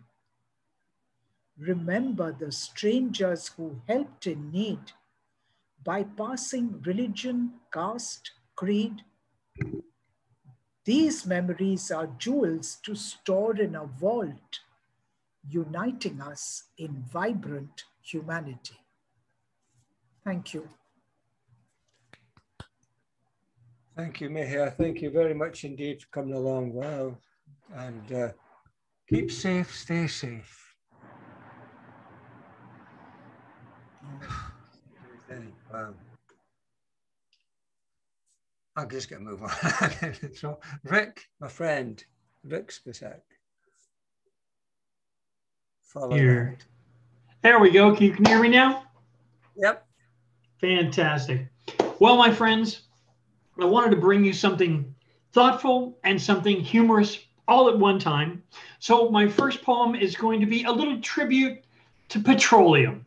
You know, so many people are green and they want the earth to be preserved and they're worried about smog and these dangerous chemicals. But I say, let's have a tribute to petroleum. So this is called The Ubiquitous Plesiosaurus, a petroleum poem. Whilst media meandering the other afternoon comes comfortably before my eyes a fairly shattering tune. Dearly dying dinosaur, some million years extinct. Another prodding, punctured pate, and science platitudes shrink and fade. Just a fad, how sad, just a fad, damn bad, just a fad, but I'm glad. The objective state is usually late. It's sort of just fate. Some theories of time, a lesson's digression in slime, new monsters for old, in mythology hold, fold some monsters of old at the edge of the world, just a little white lie you'll attend till you die. Biology professors, geneticists and chemists, ontology, astrology, psychology and dentists, Marxists and neo-Leninists and feminists, they came to gawk and theorize in diplomas, boats and trains, to publish papers, sell their books, to scandalize, campaign. But that old swimmer dinosaur who left these tracks in time, through hydrocarbons haughty hunt, we measure his moves in dollar, dinar, yen, and franc, ruble. How noble. Has he passed for naught? Just ask my fiat. Cars' engines burn from the things that he learned. And as you pass then from this veil, please remember, don't take your tail. And by heaven's rose, we'd like your nose. And by hex fires, no buyers, please. We need the knees. The frozen woolly mammoth and Halley's fiery comet have, you know, one thing in common. That if you ride on them, they were gone, then they come. They stayed, they were delayed, they went round the bend in return like a bottle for deposit. See, it's in the bottom clause. It rules out one-way trips, and the management rules out tips. ruse ignite, in black and white, the ubiquitous plesiosaurus, a petroleum poem.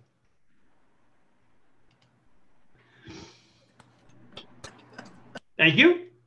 Thank you. And now, guess. Thank you. Very good, sir. And this one is another mildly sarcastic piece. You know, you would think that with a worldwide pestilence, the idea of making healthcare available to people should be, you know, what's called a no-brainer. But evidently, that's not quite the case. So I wrote this little tribute to our totally non-functional, crappy, capitalist-driven, for-profit medical system. It's called, Please Don't Change Our Darwinian Healthcare Industry. Maybe the sick should just die. I've heard them complain on the bus and the train as they cough and they stress, they're adding their mess, flailingly postponing their well-deserved ultimate rest, denying, decrying, retrying the end, calling on friends. Maybe the sick should just die. Until all of their screeching has battered my brain, the yowling and moaning and screaming and groaning, the toing and the froing without pause or restraint. Maybe the sick should just die. They parade to the hospital and clog up the halls with their slips and their falls, legs in casts packed in stalls, no more than they teeter on crutches, slowing me down with their coughing and sneezing and crappy old wheezing. Oh, on my word, it's not pleasing. Maybe the sick should just die. Insurance rates and mental states, implants and valves, upgraded joints, arterial stents. It makes me wince. They can't take a hint. Maybe the sick should just die. Surgeons galore, doctors by the score, orthopedists and more, pancreas, appendicitis, replacement kidneys, and all those tricks, x-rays and MRIs and ultrasound and radiation overlays. Seems that they stop and they pile at every station. They're messed up the nation. Maybe the sick should just die. All the pills and the potions, the extravagant notions of fellowship. Stop the commotion. What a trip. Just let her rip. Maybe the sick should just die. Commercials round the clock, drug cures, chock-a-block. Just take this stuff, my pillows fluff. Maybe the sick should just die. And if you can't finally be repaired, society must declare maybe the sick should just die. Medicaid, Medicare, never find enough coins. Stop the waste. You're full of bad taste. Maybe the sick should just die.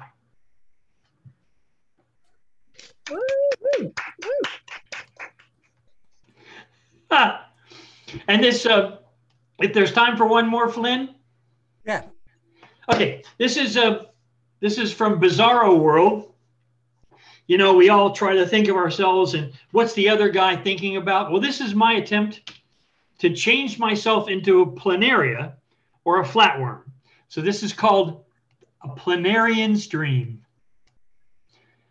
We're of two mimes on the gilt edge, razor, fridged, daring minds, sledge-hammered gleam, the metallic chimes on these pleasing butterfly dreamed wings, snatch fast from the smashing jaws of Venus flytrap, traipse trapping maws, a flapping, caught ya napping, in righteous indignation, launched at the station of the third dimension's delirious declension, slipping, snail-like, up the pipe, fright-fevered straws withdraw from the seaside seminal mineral tragic, sentimental magic sand, planarians trained brains bargain betwixt light and the food that nuded the noodles, unsettled mood, well-grooved tried, spied, undenied in the fourth dimension, brood-pressed, duck-waddled, vamping pianist, mood-depressed chest swaddling in arpeggios rising, the snow wall blue ice twice, careening octaves rearing ripe molecules and shady frog line, well-fringed fretting fingers,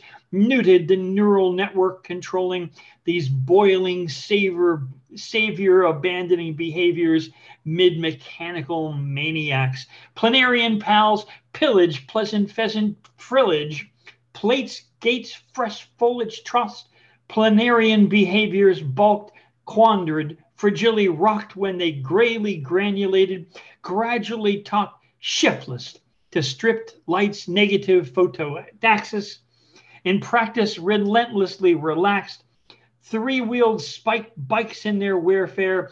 Were brain was involved, resolved, was solved, and collusion, solution, simply confusion. Thank you, thank you. And you know what, Matt? You actually beat the subtitles. They got every damn thing right on that one for a change. Thank you so much, my brother. What a wonderful collection of poets, as always, my friend. My hat's off to you. Yes, thank you very much indeed. Thank you. Okay, Gerald, take it away. Finn asked earlier for some poems against bureaucracy. I won't say which bureaucrat inspired this, but they like to build a lot of roads. Called On the Running of Hares. We're not setting any hares running. We have no intention to alarm. The public should be assured that our plans are not specific enough for their input at this time. For the moment, our aim is to establish a strategic case. We'll release the hares when we know you're safely in your beds, when they can burrow under house and hearth without disturbance, sap away the strength from your foundation. Then, with all the evidence amassed, we'll drop our bombshell, how you should have objected earlier, how you left it much too late. Your house may be in ruins, but the hares will have moved on. Another project calls. We do not want them knowing. That's On the Running of Hares from my book, 51 Poems. Get the plug tonight. And it's going to get a plug. I'm going to do a second thing from it, which I haven't done for a little while. In 2018, the anniversary of the First World War, I was asked by Karma Community Garden, our local community garden, to respond to one of the First World War poets, and I picked Wilfred Owen. And as he came up tonight, I thought I'd read, for Wilfred Owen, it's a short poem, his sonnet and my response to it. This poem by Wilfred Owen is called The Parable of the Old Man and the Young. It's one of the most chilling poems in the English language, if you know it. And it's based on the story, of course, of Abraham and Isaac from the Bible. So Abraham rose and clave the wood and went and took the fire with him and a knife. And as they sojourned, both of them together, Isaac the firstborn spake and said, My father, behold the preparations, fire and iron, but where the lamb for this burnt offering? Then Abraham bound the youth with belt and straps and builded parapets and trenches there, and stretched forth the knife to slay his son. When lo, an angel called him out of heaven, saying, Lay not thy hand upon the lad, neither do anything to him. Behold, a ram caught in a thicket by its horns. Offer the ram of pride instead of him. But the old man would not so, but slew his son and half the seed of Europe, one by one. When I was asked to write about that, there'd just been a programme on the BBC about particularly the African soldiers in the First World War who don't have graves, who weren't remembered in the same way. And I thought about that last line in a different way and slew half the seed of Europe one by one. But of course, there were many other people involved. And the British War Graves people have finally agreed that they're going to look into some memorial for the other people who died, who are so forgotten in the First World War. And this is for them. It's called Anthem for Dead Others. And it's also in my book. They did not have to be white to die. or grow up in Oswestry with church nearby, clutch pocketbook poetry as they stood in line, moustaches trimmed, revolver fine. They did not have to be white to die on the pinching metal under pinching sky. The girls who'd be waiting for better news need not be in crinoline or tucked in shoes. They did not have to be white to die. There was plenty of room when the devil passed by. When it comes to destruction, you will find that mud and coffin remained colorblind. So remember in all your funeral songs that Abraham slew also his other sons. Thank you. Thank you. Wow, thank you. And here's us all thinking it was just white middle class Englishmen that fought in the war for us to keep us, whatever the shit they try to say. Thank you. Okay, Leslie. Hello. Yeah, I'm sort of still up in the air what I'm going to read, but it's getting a little bit late for me to ponder, so I'm just going to crack on. It's going to be an intuitive moment. So, okay, so your theme was Poets Get Rocking. So this one is called The Summer of Love. Yeah, I was a hippie. I was turned 16 in the Summer of Love, and in the US, so I know all about it. I've got lots of stories. This poem, the impetus behind it is I was sitting on the steps of Bar Dampato in Sayulita, Nayarit, Mexico, where I live, and a young guy came up and sat beside me, and we started talking.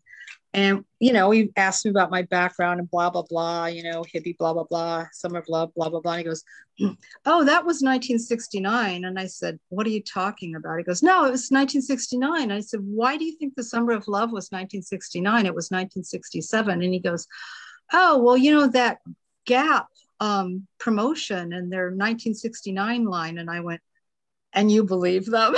So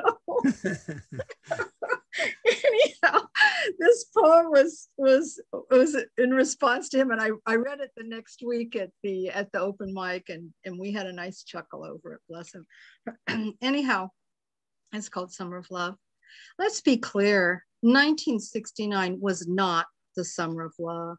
It was 1967. It was 1967. That was the Summer of Love. The Summer of Love. S-O-L. S-O-L. Sol, the sun, soul, or shit out of luck if you got drafted. Overbright that summer, the sun burning and us burning with love and desire to be. Overbright, too bright, burning bright in the sky, up there so high. Yeah, it's too cool. It was cool, I'm telling you, it was cool. Yeah. In 1967, it was possible. It was on the wind that walking down the street, hanging in the street, being in the street with happy feet, dancing to the beat in the street. Ain't it neat? So sweet. Yeah. Coming at you, coming your way, coming at you with only pure love, only pure light. How you doing, my brother? What's happening, sister? You are seeing it. You are feeling it. Some love coming at you. You're going to be it. You are being it, palpable in human body, urgent in excellence of its excesses, and wondrous in human form. Pure light coming at you, coming your way, about to be delivered unto you, and then you get it. It comes and washes over you, the love, my brother, the love, my sister, the love. Others called it, others named it, many names, the words, they come later. Plastic is plastic love beads in the summer. That summer, it just was our baby with no name. Not the summer of love, just our baby with no name, just being with no words, just being with the experience and no words, just being with each other and no words, just being our love with each other. being and experience, not the summer of love. That came later, the names, the words, the plastic people. Zappa sang, plastic people, oh baby, now there's such a drag. It was change only that, it was change. If we named it for ourselves, when we named it for ourselves, we called it simply the movement, because it moved things around. It changed things. It moved things around. Keep on moving things around. Keep on moving. Beings, peace-ins, love-ins, happenings in the moment, only and always in the moment. What's going down behind? What's going down behind? When the truth is found to be lies, and all the joy within you dies. Don't you want somebody to love? Don't you need somebody to love? Wouldn't you love somebody to love? You better find somebody to love. What's going down behind? What was going down behind was hidden, then gone. The lights went out one by one, and it got pretty fucking dark. The lights went out one by one, and it didn't stop. It just kept right on coming straight ahead. The body bags coming in from Vietnam. Martin Luther King dead. Robert Kennedy dead. The 1968 National Democratic Convention in Chicago. Watts burned. Huff burned. The Tet Offensive. Janice dead. Jimmy dead. Later Jim Morrison. Later Kent State. Charles Manson. Altamont. Cocaine hit the street. Junkies everywhere. Hustlers. Junkies. Ringy assholes. Moving around. Moving everywhere. Moving things around. Keep on moving straight ahead. 1969 was not the summer of love. Get it straight. Fuck Woodstock. Fucking bullshit media hype. It was over by then. The movement was already dead, and Woodstock was the fucking funeral. In 1969, there was only the possibility that you might die in body or in spirit, and I don't have anything more to say. Got any questions? Buy me a beer, and if I'm in a good mood, I might answer them. Change is. Woo! All right, I'm going to read another quick one because I'm. Yeah, go on. We were all singing there. I don't know if you noticed. Everyone was singing there and dancing. Need somebody to love. Well, you know, the fascinating thing is, like, there I was up at the mic, man, in Sayulita, Nayarit, Mexico, and behind me was this big fan palm. It's still there, and everybody, all the villagers are sitting out in the plaza. And I started singing somebody love. And I'm like, you know, I'm facing forward to people in Bardampato. And behind me, the whole damn village is singing. All the Mexicans are singing. They know the words. And it was happening. So I was really happy about that. So anyhow, I'll crack on. Oof. Okay, this one's called The Love Affair. Do not interrupt my slumber. I am concentrating. Focused on the moon, looking up at the stars, in love with the night sky. I want more. Never satisfied except when looking, never at peace, if not seeking and reaching and wanting and wanting and wanting so much. What is it I want? You? Forever merging and bonding with another, only satisfied when being with another who is not me? Seeking the negation of self by being with, living for another and not me? No, I think not. And living with, by, in, through another, where am I in all this? I am not. Instead, I want myself. I desire myself, whole, pure, perfect, and free. Why not be honest? It is myself that I love first and best and most purely. Without that, I cannot love you. Without me, there is no me to love you or anyone else. First, there is me. It starts with me. It ends with me. The love affair with myself, for myself, by myself. It begins and ends with me. I love me. The poets and their beautiful words, the singers of romantic songs and their sorrows and desperation to find find that perfect one, that mirror image, that which they imagine will make them whole when they cannot find wholeness for themselves within themselves. I do not want to hear those songs. Please do not sing them to me. I will write for myself my own love song, perfect and true, and I will sing it to myself, for myself, because I know what love is for me. I know what love is to me. Love is about the freedom to be who you are, to be in love with yourself first and foremost. My love for me is like the love I have for the moon, right up there in the sky. Who does not love the moon? The moon, my mother, the moon, my lover, the moon, my sister, the moon, myself.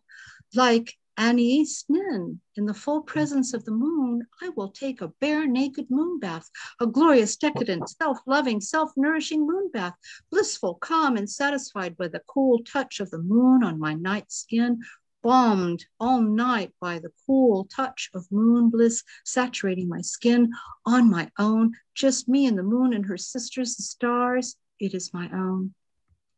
We are taught to desire the other when it is only us that we desire, reaching and reaching for the impossible, finding ourselves in another. We never attain the perfect love we seek.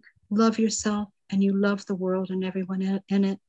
If you do not love me, that I love me because I love me, you do not love me, and I cannot have a love affair with you. I will love you. I will allow you to love me if and only if you do not wake me from my slumber, the long, deep, and soul-satisfying rest of being with me, in me, for me, and in love with me, and in love with myself first. Whoa. Well, you wanted us to rock it out, honey. I just rocked it. And we're all in love with your work, and you, Leslie. Thank you. Always, always wonderful. Francesca has got to follow you, and she will.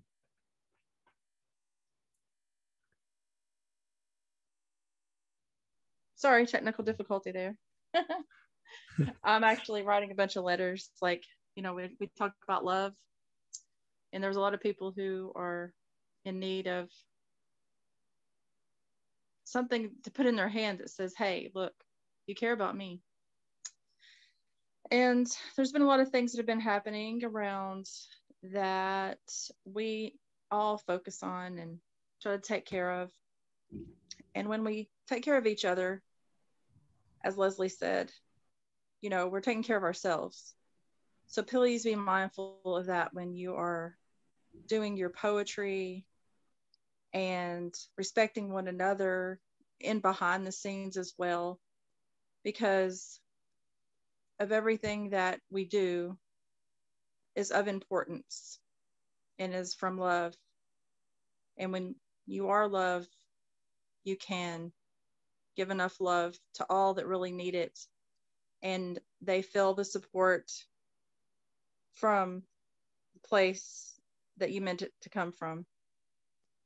I've been so happy this last year getting to know a lot of you poets and listening to your words. They mean the world to me, and I can't wait until the day that we will travel and see each other live someday in a room and smile at each other and know what we felt, not alone, but together.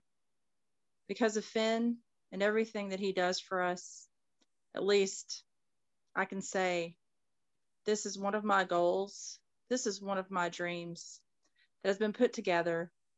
And I want to help anyone that does need that. If they feel alone, please reach out and reach out to someone. It doesn't mean it has to be me, but reach out to someone that you care about, get along with. Let them know what's going on, because we are all in a place at one time that things aren't always perfect. So that being said, hope you guys have a wonderful, wonderful summer. and I plan to see everyone. But who knows, right? When you're traveling around and everything, sometimes you don't catch everybody, but that doesn't mean that you don't care. So I do care, and I do want to see you guys around. So thank you. It's Francesca Kirkpatrick, Nashville, Tennessee, Music City, USA. And feel welcome. If you are ready to travel and I'm still around in town, please come visit my beautiful city and me, and let me know if you need a place or what's going on so that I can help that out too. I mean, because that's all I can do. I've done that for many years. Couch surf the world and had a great time doing it. And I can't wait to get back out there again and see, like I said, the smiling poet faces. Love you guys. Have a happy Sunday. Francesca, you're always lovely. Thank you very much for these always kind words. Thank you. Beautiful person indeed. Thank you. Okay. We're going to, I suppose we could officially call you the Blot's official witch person. So please welcome Kelly. Hello, everyone. Resident witch, that's the word I was looking for. Yes, please, I'd love to take that title. That would be fabulous. Hello, everyone. I've been in a tiz, just like Leslie is over what to read tonight. And it's funny Finn said that, you've maybe made up my mind. Two of the poems I've got are about witchcraft, and the other was a spoken word piece, but I'm going to take a risk and I'll go for the ones about witchcraft, right? So the very first one, I'll explain a wee bit. So in astrology, the planet Mars goes around the zodiac every 2 years, and you can normally feel it when it hits something called your ascendant degree. And this wee poem is about just that, okay? So it's called Gebura. Something almost happened that day. A thickness cursed the morning, a dozy haze with a biting sharpness, an inability to settle as the cards twitched in my hands. The tower, oh dear. Something then happened that night. My aura pulsed with nausea, a blunt knowing, a crow's feather black against the snow. It was heralding an end, a closing punch, a guttural howl. Mars cuts. Okay. And the next one is, I wrote actually the very first time I had a conversation almost with an intelligence I would call an archangel. Okay, so it's called As Within, So Without. There's been a shift, a definite subtle change.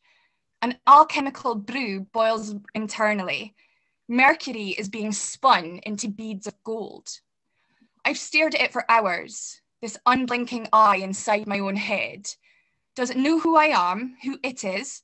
As I wonder, it stares back at me. It sits on a web of geometry. The mechanisms are twisting infernally.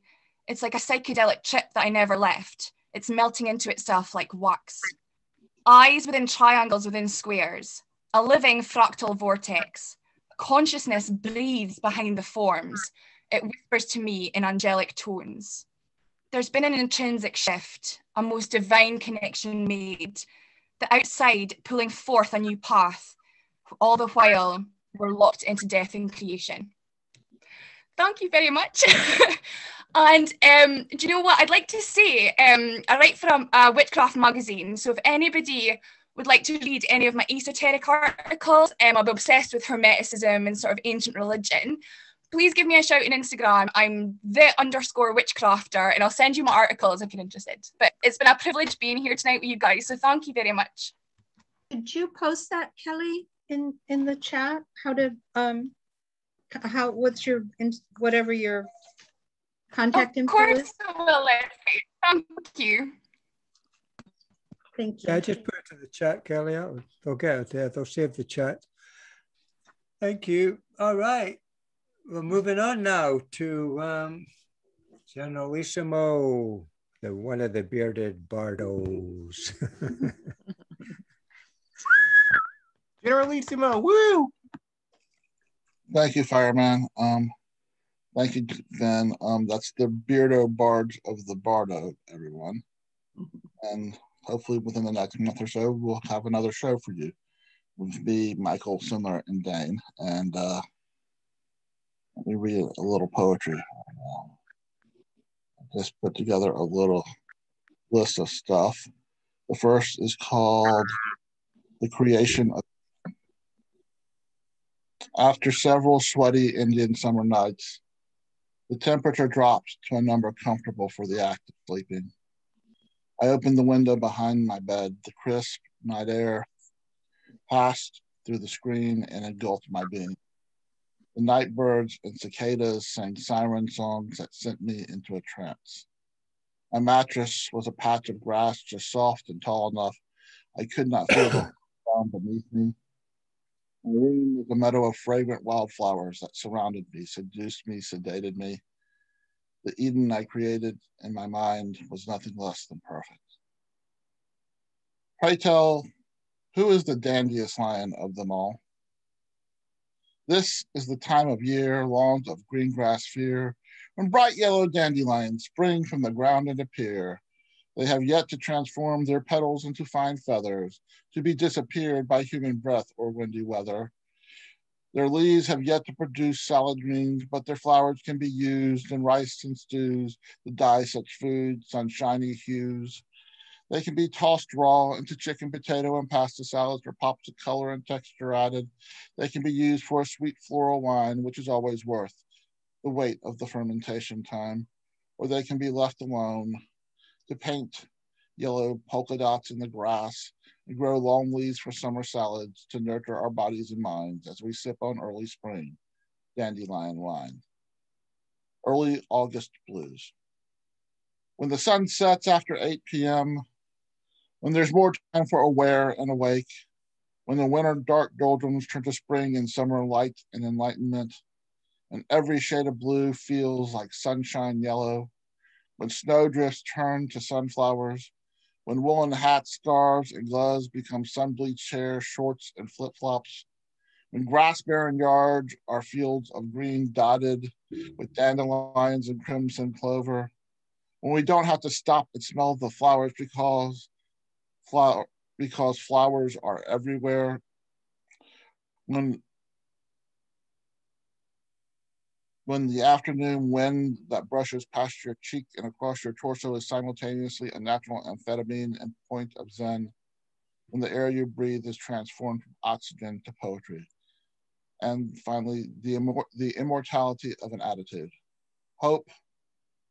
Are you a perennial flower propagated from seed, blown an unknown distance by wind, lodged into soil, germinating from wet of rain and warmth of sun, sprouting from ground into existence, climbing into atmosphere to breathe sweet oxygen, growing only a few inches tall or maybe several feet? Maybe you will climb a trellis or wrap yourself around an ancient tree. As leaves sprout from your stalk, buds will appear, flowers will happen. They might produce nectar to feed hummingbirds and honeybees. They might open wide and grow berries or eggplant or tomatoes. They might produce perfume aroma. They might be picked or pruned for the purpose of romance. Or you might wilt after flowers and fruit happen, to produce seed to be spread by wind or simply dropped, and your roots may lie dormant for you to spring forward, each next spring more resilient than before. Gracias, everyone. Yeah, always a pleasure, sir. Thank you very much indeed. Thank you. Thank You're you. welcome. Hopefully I'll get to your next bard thing if it's not on one of my 2 working nights I do. Thank you. All right. Well, hopefully next time we'll actually have a film. We'll actually have video of it. So. Yeah. What's an idea for my next movie? No, I'm too busy with this one. Hold on. One at a time. Chris Vinoy, welcome. You're next, sir. You hear me now? Yep. All right. Loud and clear. The first one I wrote in Stockholm, first time I went to Europe, it's called Skatuna Rag. The snowflakes are dancing around me and I am smiling. Ginsberg is sleeping in Izzy's basement and I am smiling as Irene screams slam poetry standing on top of the piano where Tom Waits bangs out a new tune with a cigarette dangling from his lower lip, while Dylan's ghost downs another whiskey and I am drunk on IPA. Charlie Chapman taps his cane, listening to the thumping beat of sweet jazz blues as the psychedelic jukebox drops another record onto the turntable of the world, where Bessie Smith melts magic from the microphone and Miles blows his midnight horn. Marlena catches my eye with a wink, and we are dancing, dancing, dancing. Next one is called Arlanda. And Arlanda is the airport, main airport in Stockholm. I got there late, and I lost my bag, had to wait till 6 o'clock in the morning, and got to talk to this guy. He was waiting at the airport for his wife to come from Syria. 3.5 years it had been since he had seen her smile warm as the fresh baked bread she had made him on the day he left to find this new life far across the sea. Cradled in his arms, a bouquet of long-stemmed red roses. Roses like the ones that grew in their garden, a garden now buried in stones and tears. He paced the polished floor with anticipation, his new shoes squeaking with each step. And he knew that with each step, she was coming closer to him. And this night, she would be there, safe, hidden in his arms. This last one was written on the way to the airport in London. Called Airport. He said that he tells his daughters stories every night to help them sleep. Sometimes he forgets where he was when he left off the night before. He tells me it's easier to drive a taxi in the mornings, this being Ramadan. Assalamu alaikum, I tell him. God be with you, he says to me. Thank you, and thank you, Fen, for having me read. No problem. Thanks. Glad to have you aboard there, Chris. Thank you. Anytime, give us a shout. Or just come along. I can fit everybody in. Thank you. So next now. Oh, yeah. There we go. Jamie, it's all yours. Hiya. Right, I'm actually gonna start with some poetry tonight. I've written some haiku this afternoon, so I'm gonna give them a bash. Why the hell not? Excuse me, just a minute. I'll put my specs on. These are in no particular order. This first one will only make sense to people who live in Britain. The rest of you will just have to kind of take my word for it that this is a very lame joke. Waiting for a king? Who can deliver your prince? Only Royal Mail. I'm a palindrome. Both approaches read the same. Madam, I'm Adam. Claiming acceptance, you rejected my bosom, and now my chest hurts. Who, what, where, when, why? As the W's ponder, how gets the job done? Space is a vacuum. I'm screaming into the void, yet still it echoes. Karma's like pudding. Whether starving or bloated, just desserts are served. Your question suggests I lack coordination. The drapes and rug match.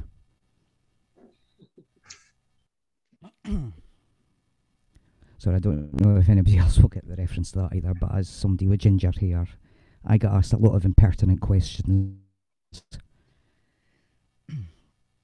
Right. Okay. This next one is called I'll go into the singing because that's what I'm supposed to be doing, I suppose. This one's called My Sister.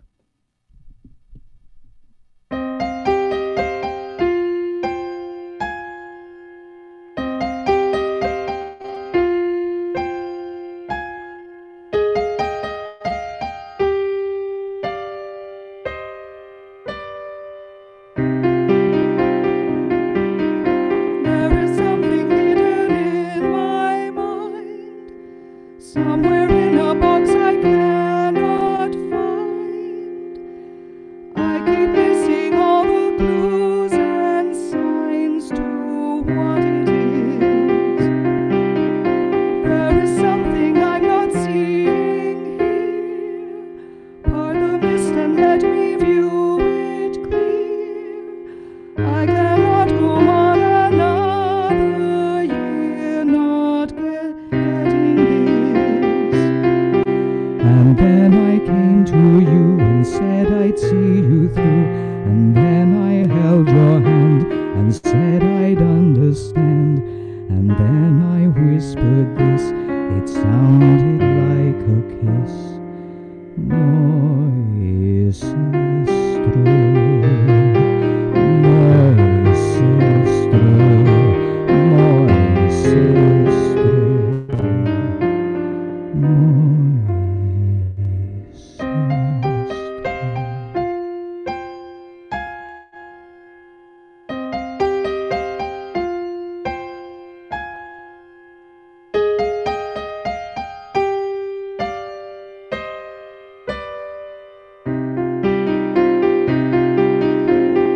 you have faced them all alone, wondering if your thoughts are all your own. Personality address on loan from other queens, scraps of character to see you through, plot twists and a backstory or two. I'll take it from here and release you to rest in peace. And then you came to me and said you'd set me free. And then you held my hand and said I understand. And then you whispered this, it sounded like a kiss. My sister.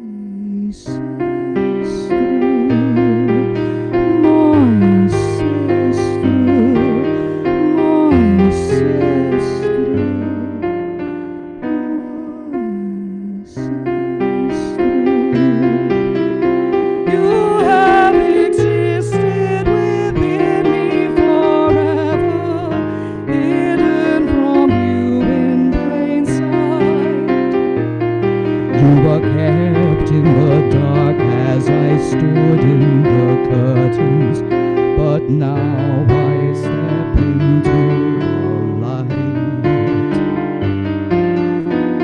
And as I could see and exit stage left, you will try to put all my wrongs right.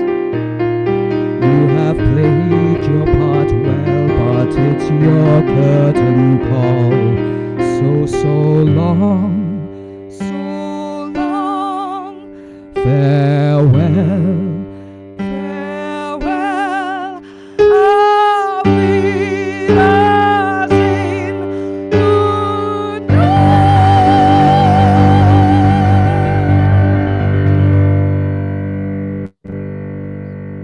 And then I came to you and said I'd see you through.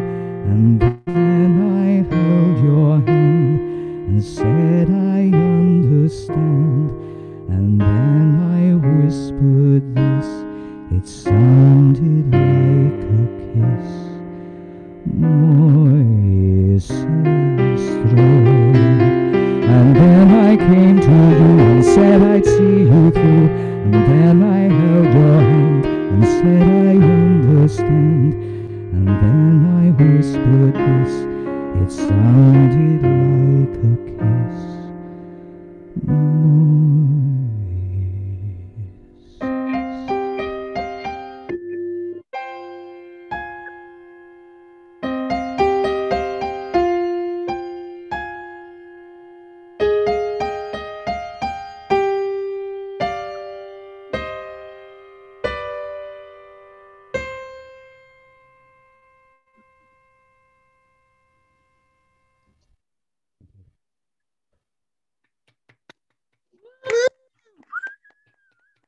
Woo! Yeah. Cheers, thank you. Sorry, I need to stand up for a second though, because I completely forgot before I sang my song. I've dressed up all rock for you tonight, but you can't see it because I'm sitting down. It was a waste of bloody time, so I'm gonna have to stand up for a minute. Look, I've got an Alexa Rose. I've got my kilt on. My studded belt. Yeah.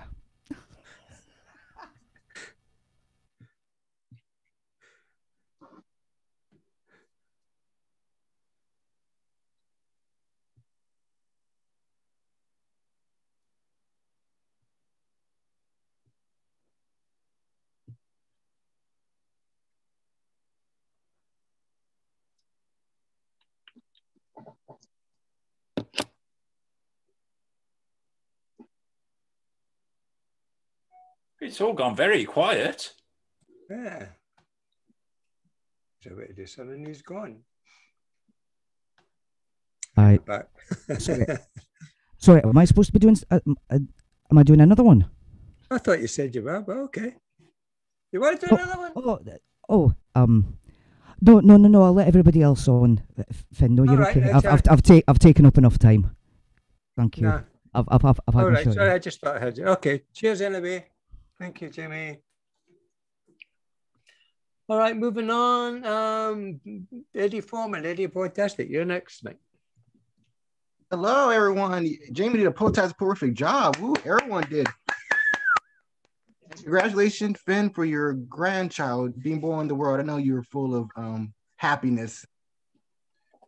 All right. My name is Ed Potastic. I'm here to make you all feel fantastic. I hope you enjoy my rhymes, so give you a good time so you can feel sublime. All right. This is called Gray Eyes. Love your color. Please don't hate. Love it as your sister, mother, or brothers. Stop the minds debate. We need one another. Some minds need an update before they end the slaughter. Under our skin, we can relate. Accept us just like clear water. It's like the brownies you ate. Please don't turn into a monster that will demolish the state. The American way, you imposter. This way wasn't so great. Please no more poor corpse on altars. Only you can blind your fate. Don't be a front news for the reporters. Ignorance is a state of mind, not a trait. Start with these pointless inner borders. All that ignorance and hate, you'll stay overweight. Please don't be someone's murderer, but a supporter. Love and acceptance, a more peaceful life awaits. All right, and I got two more. This is called Who Are We? Who are we? Who are they? I am me. Only thing to say. Just be free. Appreciate your days. Be the open sea. Go your own way. Ignore the bees. Jump and fly away. Feel here and at ease. Go off and play. Feel the inner release while dark storms decay. And this other one's called No Idols. Don't put anyone on a pedestal. Everyone has dark faults. You can't stay clean and civil. Mistakes don't come to a halt. They're only human, quite simple. We're only a virus, not a cult. Being idle, flawed, compassionate, and nimble. Our idol, our life virtues by default. Thank you. Thank you. Thank you. Thank you for inviting me. Thank you. No problem. Thank you. Okay. Slight changes from the order now. Could have got some late people coming in. So they were scheduled anyway. But Catalina, you can go now. Yeah, I've got two short poems. I haven't been writing a lot recently. So yeah, these are a bit older ones, but I quite like them. So I just dive into them. Love lasts. Love lasts 4 years. For as long as the lipstick I wore on our first date, strawberry sorbet dappling this golden cloak that floats over the last bed laid for us. My hands sought for you in our darkest night, fingers grappled for one last thread of life through words of death. This is getting too much. My broken thighs yearned for a last blow of your tenderness, no longer sheltering, no longer yearning. Lost cave under your collarbone where my cheek once belonged. Glasses of Romanian Pinot Noir, cigarettes cigarette smoke in the unfinished garden, my body curled on the rug where you loved to fuck, Sheila in the headphones, my silent scream swallowed every dimension to echo those lives you said we must have been looking for each other. Lives born in fleeting hope, shattered at the pedestal of our defeat. Let this bed float us over the end of our world where love lasts locked in a lipstick that dwindles under the shadow of a new bright sail on the horizon.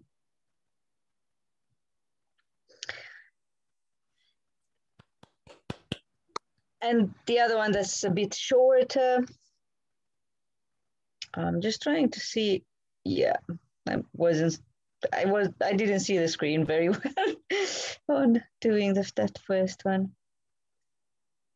I bite into this. Carve a new song in my ear while I learn how to dance outside these walls. Weird to leave stars with pigeons cooing on the rooftop. I bite into this strawberry as if my salvation depends on it. The whole planet rolls inside my mouth, springs out through my eyes. Here we imbibe this river strand by strand from yesterday's losses to distant giggles. There's nothing beyond, nothing ahead that couldn't crush us. We're reborn out of the splinters. Here, our bones bend into a big guitar, a song into a child's ear. Thank you. Thank you, Catalina. Thank you. Thanks for turning up, as always. Next was supposed to be London Carrier, and he seems to have disappeared. He commented on something and then went. Okay. All right then. So Noah, you can pretend you're London Carrier for a minute. Oh, I think that's impossible for me to do that. That's I could not reach that level of just kind of beautiful wisdom that lantern hits. Before I read anything, so I've been on, as everybody is, I'm on social media and all that, and I flipped through and, and I've seen a lot of different hosts commenting about how different poets and artists here getting harassed by certain people. And I mean, just besides infuriating the living hell out of me reading that, and just how horrible that is, and it's funny because everybody writes the same thing. And these are all people, I really respect these hosts, and, and they all write, our place is a safe place. And for a long time, the words, this is a safe place, really bothered me, and I couldn't figure out why. And it suddenly occurred to me, the reason is that having a spot where people are treated with dignity and respect should not have to be considered a fucking safe place. That should be normal. It should be every day, and you shouldn't have to go somewhere and be like, oh, I feel safe. Somebody's not going to fucking harangue me because they didn't like the color of my skin, who I am, where I came from, the hat I'm wearing, or what fucking ever. So yes, these are safe places, but truthfully, they're just places where you're treated like a goddamn human being. And that is something where it should be. And at the same time, looking at that, these people who are doing that, these lonely fucks out there, who are pathetic, truthfully, you people, whoever you are, you're now known. You're not anonymous, and you're not known to me personally, although certainly I wish I could see you in real life and say this shit to your face. But you are known. The hosts know who you are. Different people who know who you are. Your anonymity is stripped away. And I hope as you sit there, you don't feel safe at all. And I hope you enjoy how that feels. And perhaps that makes me less of a person, but that's cool. I actually am perfectly happy with that. So that's my piece about that. Now I'm going to read some poetry.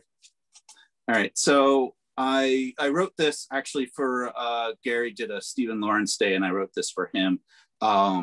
So for a video he's putting together. So I wrote this for Gary. And if you guys don't know Gary, well, you'll hear him after me, but do go check out everything he does. He's one of those few folks out there that really like, doesn't just talk the talk. He really like makes things happen and puts things out there that is really, not all of us walk through this world and could say, hey, you know what? I did something worthwhile for this world today.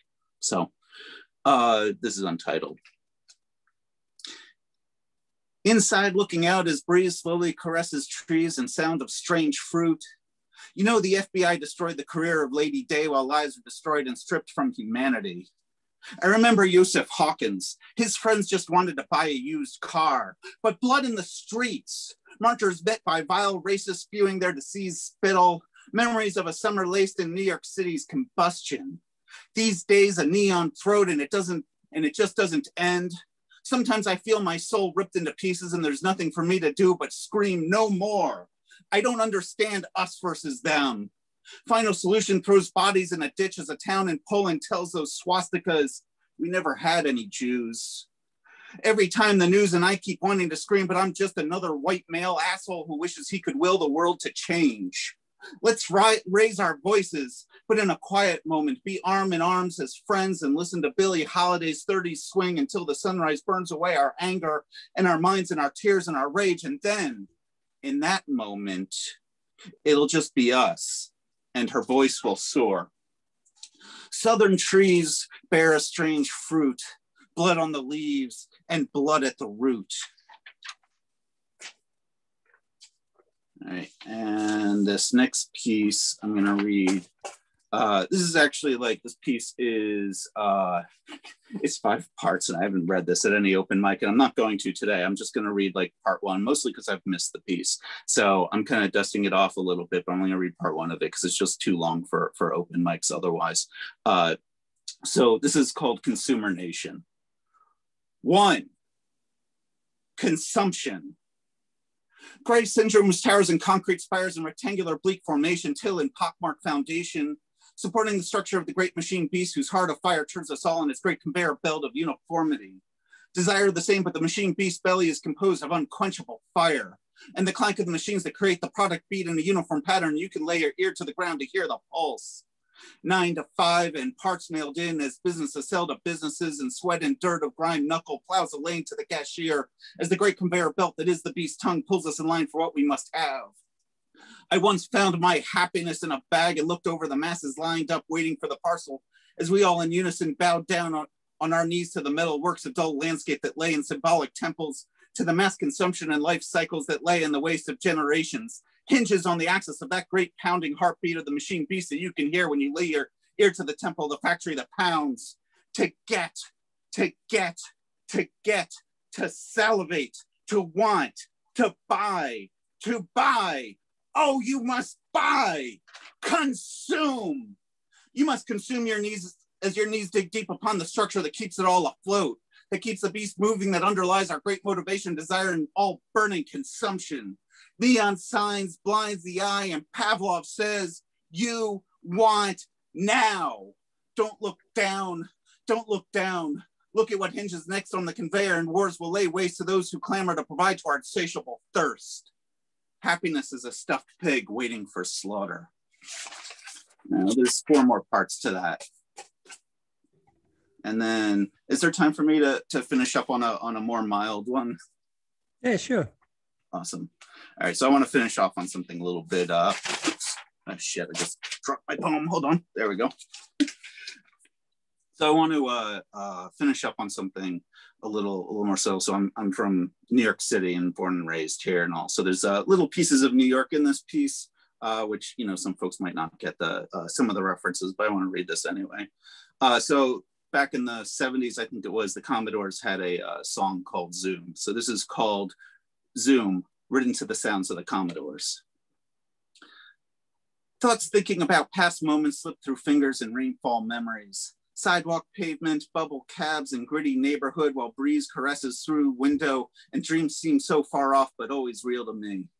Finger on pulse, press record when buttons used to go click, leave a cassette memory for future generations. Payphones line streets, can't beat the whiz, and Crazy Eddie was really crazy. I miss you, ghost to say hello to, friends ethereal. They paved it all over, though. Robber barons with rents escalating. No one's from here anymore. Put my mind to yours and you can see it all as real as you and I and anything in front of me. Beauty with hardships, too. Struggle to survive and no time to know how and why or who I am. Pause. Take a moment when fear dies down to even get to know me. Take my life, take my being. You can't take me. The sun rises the same as every day. Hand over toll for food and bills to pay. Knowledge hard earned at knife edge with white knuckled grip. But now that music plays, vibe chill and comfortable. Past lessons paved today. I'll see you all over the Zoom. Pandemic global shutdown, so we connect. Hit stop, hit play. Record that new global mindset as we exist in our camera living room squares. Hello, I'm pleased to see you all today. Thank you all. Camera living room square, love that line. Yeah, that's right. Thank you, sir. Brilliant, brilliant. Thank you, Noah. Powerful stuff, beginning to end.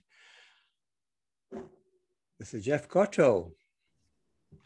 All right, so we seem to have a bit of a theme going tonight about stupid drama at poetry events. So as it happens, I just happen to have new shit on that same theme. It's called Dear Facebook Troll. So you say I'm a shite poet. You think I'm some pathetic, hacky, Kenny Banya-like comic who ran screaming to spoken word when his stand-up career didn't pan out. And you say my Facebook posts are tiresome, faux-edgy rants that are trying way too hard to shock. After playing the spoken word game for more than 20 years, I assure you, I've heard worse, and I'm not even going to waste my time disagreeing with you. I know this is all subjective. I know that your honest opinion of me is none of my business. But there's a pattern I've noticed in your cheap, lazy, bitter social media snipes. I've noticed that anytime a poem or a writer that you think is bad is being published online somewhere, that's when you launch one of your little half-assed smear campaigns on the old Facebook, straining desperately to condemn said poet to social pariah status for being a fraud or an imposter or worse, while egging your virtual clique to join the pile on. And when your target dares to unfriend you, you laugh and say, well, I guess he just can't handle criticism.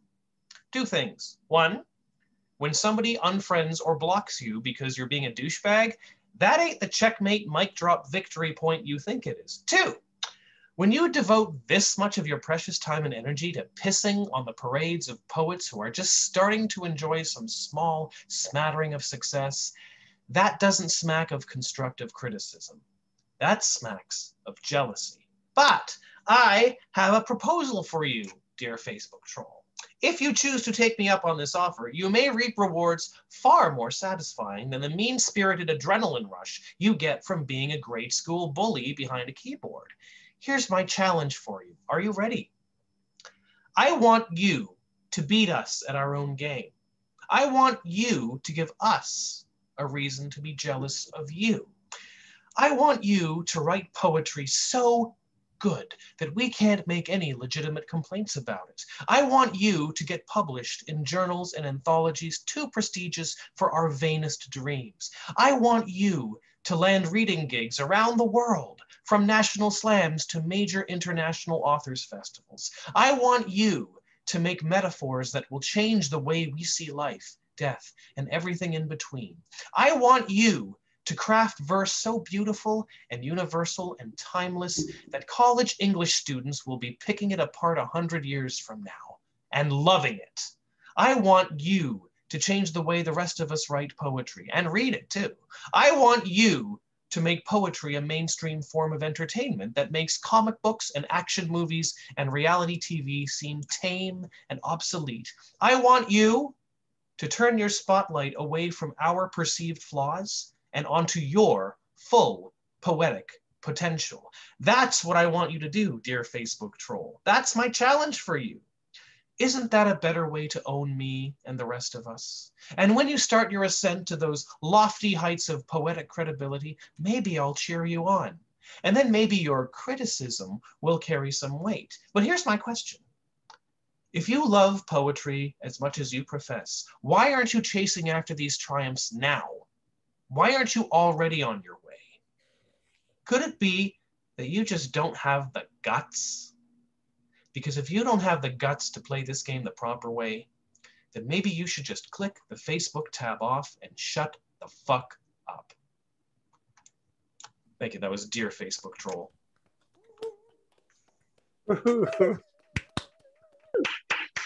Wonderful. Very true. Great. Yow.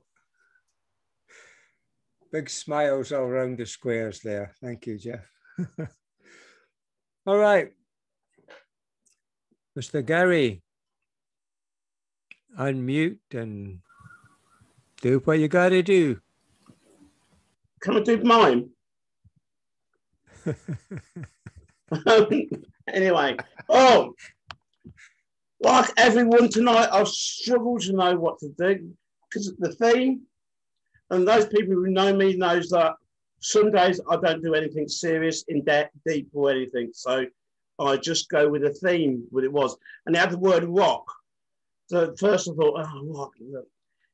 Can I do something? So I thought, should I do something about Val Doonican? But the only thing to my American friends won't know, he had a rocking chair. Probably Perry Como had a rocking chair. I thought I might do something about him. Then I've listened to Leslie tonight, who just makes me want to go and get my Doors DVD and play it now. And then listening to Noah is like watching Jimi Hendrix at Woodstock. You'll never forget. So I need to ask you all, I'm going to do 2 pieces about my love for music, I think. It's the nearest thing I'll come to rock. But I need Leslie or Francesca, can you choose, please, between disco or reggae? Reggae. I know what. Huh? Reggae. All right, it's reggae then. All right. So my first piece is about how to define reggae. The only trigger warning is that this is not that good, but I really enjoy it. All right. Okay. Right. I love reggae, man. Yeah. How would you describe reggae to an alien or someone who doesn't know? Someone who doesn't think it big cultural reggae. Not easy, but this could be quite complex. Reggae. If I was wacky backy, I would choose my drug of choice as reggae. It vibrates your joints to the bass line. Stimulate arthritic joints. A white man who can't dance to move their feet into a rhythmic jig. I think they're in river dance, which is on constant repeat, which is on constant repeat, which is on constant repeat, which is on constant repeat. Eliciting joy and smiles out loud, evoking the smoothness of James Dean and a ragamuffin of Mr. Robert Marley. No woman, no cry. Where happiness is a denial because it wasn't me. Reggae is a withdrawal of anxiety. It tackles your mental health capacity to be taken twice a day with a double the bass line. To keep you jamming till the break of dawn, jamming, jamming, jamming to ensure a full condition of feeling irie. Reggae is like going on a bouncy castle while drinking a bottle of rum and throwing women and children out the way just for fun. Hence no woman, no cry. More rum, please.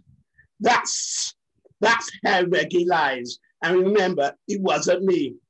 In reggae, the woofer of the speaker goes through the body like a laxative curry, releasing joy from all your hours and relief. I've seen an Andre's puppy run away with a toilet roll. Don't shed no tears. Is this love? Is this love? Is a feeling? No, it's reggae. Now, that's my definition of reggae. Cheers. And now for my second one, which is also about my love of vinyl. I'm doing it because I like it. It's probably not good. He won't win no Pulitzer prizes. It is. Oh, let me just find it. Oh, there's a good one about Nirvana. No, we don't have that. Oh, here we go. Friends, poets, and stalkers. I have a confession to make. I've still got my regular voice in. I have a confession to make, which sounds like I'm an overage, overweight Scooby-Doo fire spraying. Yes, I have a confession to make. Yes, I must confess, I am an anorak. I know you are shocked, but before you give me flack, yes, I am an anorak. I am an anorak. So please don't look at me with that look. I can see you looking over your glasses pitifully, like I'm sorrowful and downtrodden and the evacuee. Hear me out. I like to come out of my closet and tell you about the real me. I may be suffering from an overdose of joy because Chelsea are the champions. Because I am Gary. And I know it's hard to believe that under this Adonis body and cool exterior, I am. I hope you're ready and you're sitting down and you put something strong in your tea. I am a record collector. Yes, I am. I'm the cool man's geek. I'm for vinyl CDs. Don't even mention that increase. Then you'll see my OCD. I see vinyl like a gold perspective. As a record collector, I am a missionary. Finding long lost tribes, tunes by the artists no one knew was still alive. I research on a site called Discogs. That's for proper geeks, where every groove is long and callum. I have a list of dates, colours, all sizes. I read album covers like they're book winner prizes. Pink and blue and picture this make me go into spasms and fits. I am literally a spasmatic record collector. I wear a chubby, a hat and a turtleneck just to show I'm serious about my musical genders. I'm literally a proper record collector. I can spot a great tune from the colour of the label. If you see a white label, I'll go for more. In the sequence of vinyl, especially, it's in perfect condition. I'm a dedicated follower of vinyl. I am a record collector. Just for the exclusive remix. I repeat, I am a record collector. I repeat, I'm a record collector. From the moment I got Sugar, Sugar, followed by 2 little boys when I was 6, there was only one thing was going to sort of do my through Gary Glitter Gang. Wish I didn't join to get my musical kicks. I didn't want to be his gang. When I was a kid, it was different to all. I was different to all my mates. I bought vinyl instead of fags with my pocket money. So to make. I would get invited to the cool parties with the older girls. Yet because I had all the hit parade tunes, I was a child prodigy, record collector. I must confess, I hope you're still listening. It's not easy for me doing this. £500 in therapy. I get withdrawal symptoms if I don't get anything from the charity shop. I look for bargain jazz, funk, country, maybe some hip hop. In the words of Eminem, on entering the high street charity shop, my palms go sweaty, my knees go weak, my arms go heavy. There's saliva dripping already. I'm excited, but on the surface, I'm calm and ready. I'm ready to take on the day tripping grannies and get that new remix. I am a granny assaulting record collector on entering the record fair. There's no transaction is laissez-faire. I am like Eddie Murphy on Trading Place on the stock market floor. Take no prisoners at the old winter shovels, catch a watch. I put them up against the wall. Think big. Think positive. Show no sign of weakness. Always go for the fight. But buy low, high, fear. That's the other guy's problem. Nothing you have experienced will prepare you for the charity shop. For you, it be absolute carnage, or you will be about to witness What's it like to be a queue at Primark, Brexit, Black Friday, and last orders at the bar? They just don't know and pressure to get that record, to get to the record. It's either killed or be killed. You make no friends at the stalls, and you take no prisoners and watch their flavor fall. 1 minute, you have a bargain rare group line, and the next boot, you're left with Vivaldi, Four Seasons. Are you with me? Oh, my fingers go through the 45s like an accountant looking for misplaced files, searching for that track that tells her life was way back. Then I find that one, a rare groove that shines out like out of my bum. No, out like a sun. I pay homage to the chosen one, Marvin Gaye. I put the needle to the record and I let's get it on. If the spirit moves you, let me groove you, because everything's going my way. You can hear me whistling through the grapevine every day. I'm proud to say I'm not just a geek, but I am proud. I say it loud. Collector every day. I thank you. I feel so much better letting that go.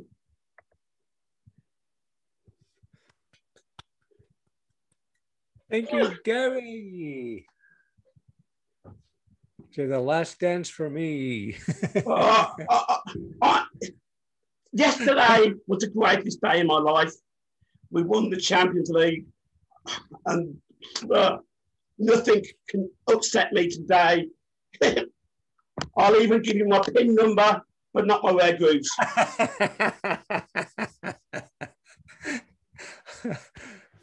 Oh, well, we'll let you keep that. Thank you.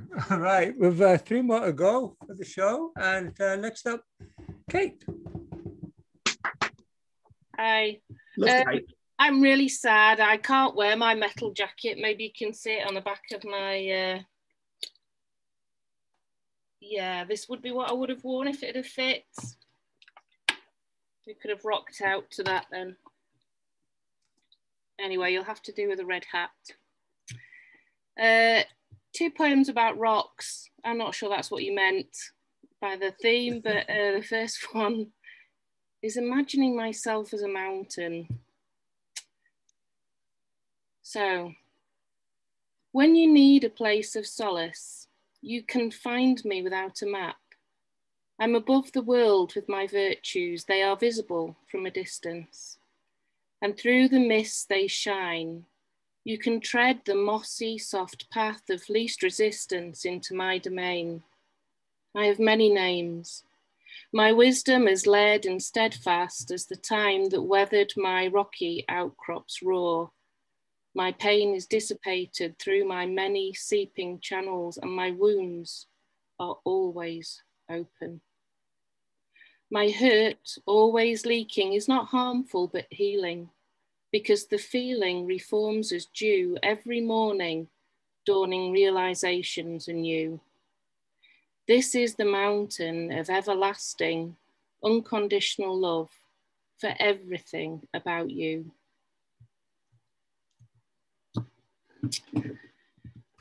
And the second one, I don't know about you. You probably don't get invited to many of these things. I don't know. I keep getting invitations to summits, and I don't know what a summit is. But it's irritating the hell out of me. So this is my response to the many invitations to go to people's summit on this or summit on that. Keep getting invites to summits, but I find the air is too rarefied up there. Invite me into the valley where there's learning, in the lush undergrowth of undiscovered opportunity, the roundness of not yet ripe ideas, the dankness of stale dreams, the neediness of reality. Nothing grows at the peak. A stone dropped for each traveller, a cairn, a rocky outcrop, a lost or barren sheep. I want to roll in the earthy moodiness, lose myself in the dark and find my way through slow touch, feeling the rough wilderness, not wonder at the wisdom of the few who make it high enough to preach perfection from the summit. I want to make mistakes and earn my learning from the getting up and never letting go of the mundane, inane, insane madness of the morning seen from never sleeping, but keeping all my promises to live a life of honestness, an honest mess of real emotions, not emotionless nonsense, and in one sense be true to who I am. Integrity lives in the valley. Nothing grows at the peak. A stone for each traveller, a rocky outcrop, a lost or barren sheep. Invite me into the valley where I can admire the view, see the summit from our low perspective. And if I want to find the horizon, I can always climb the nearest tree. Nature's canopy and loftiness is high enough for me. Invite me into the valleys where human suffering is met with understanding, where human pain soothed, smoothed, removed, and is not ignored. Invite me into the valleys.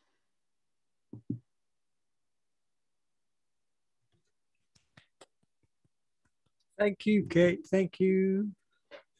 Thank you for making it along. Again, thank you. I was over in Yorkshire with the sheep.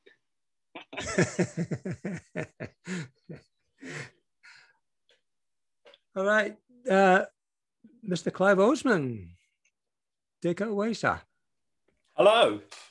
Right. There are several factors that have decided what I'm going to do tonight. I've got nothing on creeps and trolls, obviously, or nothing new anyway. So I've written nothing new this week. And as there is sort of loosely a music sort of feel to the event, and I know there's at least one other Beatles fan in the room. And also, I've started going on trains again. After all these months, I've finally started going on trains again. And I do a lot of travelling on trains. And anybody who's in the UK knows that British trains are shit. They are late if they ever come at all. They're hot in the, they've got the heating on when it's hot and it's bloody freezing when it's cold. And, the food's awful. Everything about British trains is shit. Anyway, a bit like my singing, you might say. And so let's put it all together. We've got the Beatles, we've got trains, and, it's got to be Ticket to Ride, hasn't it? And this is my version of Ticket to Ride based on my experiences on British Railways. And if you haven't heard me sing, I'm not quite as good as Jamie, all right? In fact, I'm shit. So here we go.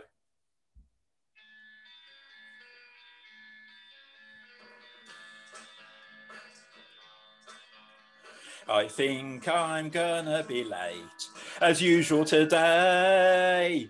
Yeah. The train I'm supposed to be on is fucking delayed. Yeah. I've got a ticket to ride. It costs so much money, I nearly died. I've got a ticket to ride, but no one cares. I think there are leaves on the line, or the wrong kind of snow, yeah. I think it's faulty design that means they won't go. I've got a ticket to ride. It costs so much money, I nearly died. I've got a ticket to ride, but no one cares. I've got about a day's worth of wages to buy a sandwich and a hot cup of wee. But the food has been on sale for ages, and Odlers most likely catch dysentery. I think there are leaves on the line, or the wrong kind of snow, yeah. I think it's faulty design that means they won't go. Oh, I've got a ticket to ride. It costs so much money, I nearly died. I've got a ticket to ride, but no one cares. I've got about a day's worth of wages to buy a sandwich and a hot cup of wee, but the food has been on sale for ages, and I'd most likely get dysentery. I think I'm gonna be late, as usual today, yeah. The train I'm supposed to be on is fucking delayed, yeah. Oh, I've got a ticket to ride. It costs so much money, I nearly died. I've got a ticket to ride, but no one cares. Great Western don't care. Cross country don't care. Great Western don't care. Cross country don't care. Bastards! Thank you very much. I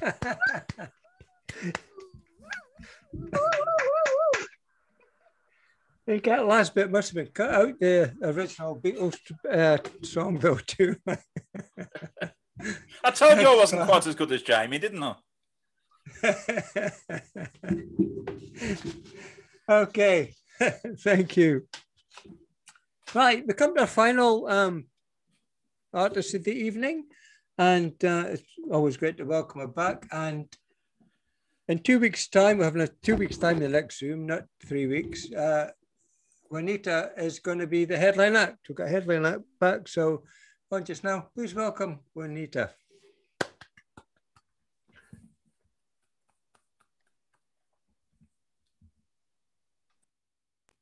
Hello. Can you hear me clearly? Yep. Okay. All right. Well, I think my connection's not that great, but anyways. Okay, I have a couple of pieces, kind of short, and I'm gonna try a song. Let's see how that goes. Okay, so this first one is called The Search.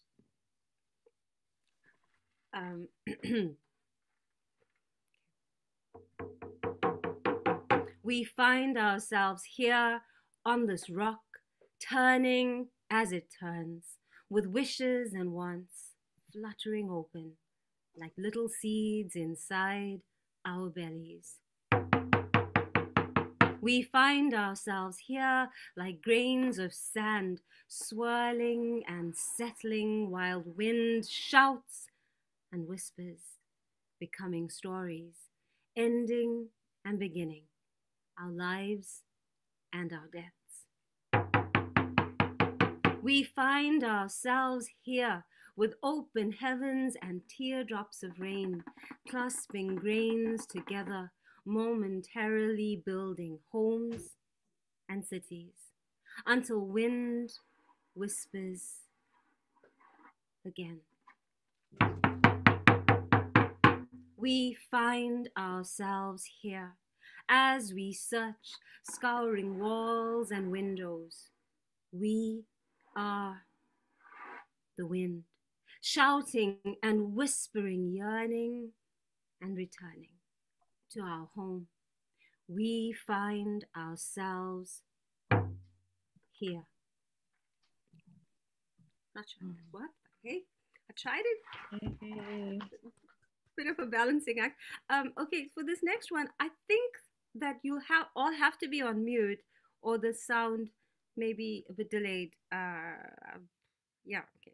So I'm gonna play some music for this. I hope it works.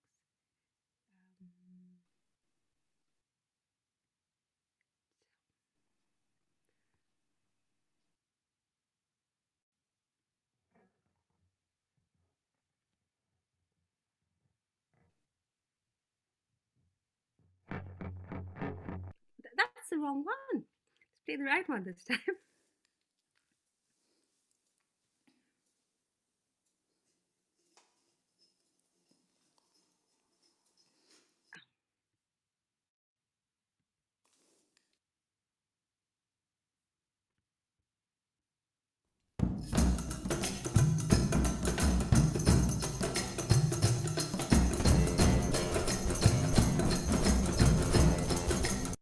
Can you hear that? Could you hear any music at all or not? Very much so, yes. Yeah. We can hear it fine. Great. Sorry, I need someone to.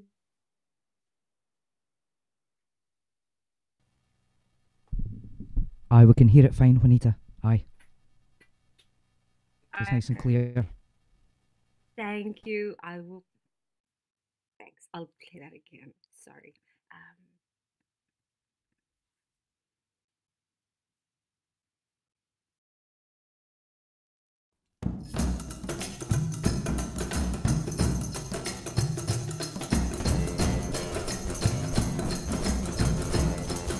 Wherever I go, you will be here with me in all of the land and sea.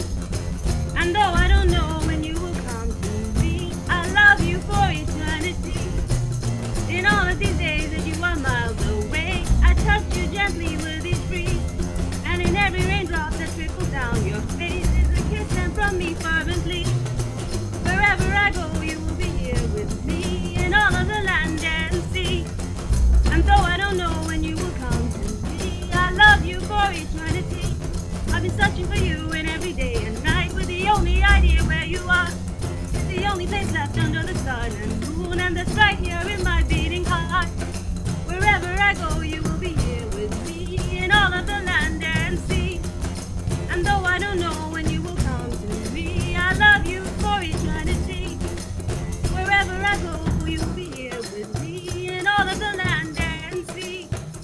And though I don't know when you will come to me, I love you for eternity. Wherever I go, you will be here with me in all of the land and sea. And though I don't know when you will come to me, I love you for eternity.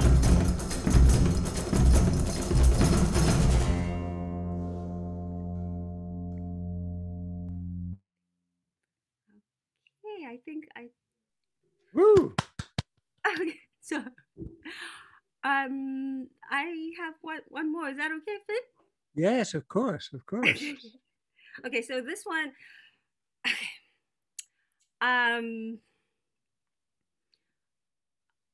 okay, so truth rocks, right? That's my introduction to this piece, and it's for whoever it is for. Mr. Misogynist, take heed. This vagina is mine. Your penis is not a key, it is not a title deed, it is not a license, neither is it a password. My vagina was never your property, will never be what you own, you have never had a right to it, and could never speak on its behalf. This vagina is mine. Your penis does not place you in charge or compel your voice to be louder. It does not warrant you power or control or the right to decide on my behalf. Neither does it automate you as leader. My vagina is not a weakness. It was never a curse. Yes, it is different to your penis with differences you attempt to level against me that have enabled your self-serving existence. This vagina is mine. You have no claim to it whatsoever. Your penis is not a deliverer of pleasure or power or the right to be heard. My vagina is my vagina. Whether I call myself woman, lover, girlfriend, wife, ex, mother, sister, daughter, aunt, niece, grandmother, spinster, widow, friend, neighbor, or just someone who you just pass on a street, at work, inside buses, at schools, in houses or parks, in every single spot that is earth, this vagina is mine. You cannot determine my life or my fate. How dare you claim to understand my experience and cloak your misogynistic, patriarchal, dick-driven diatribe in sickly, saccharine friendliness.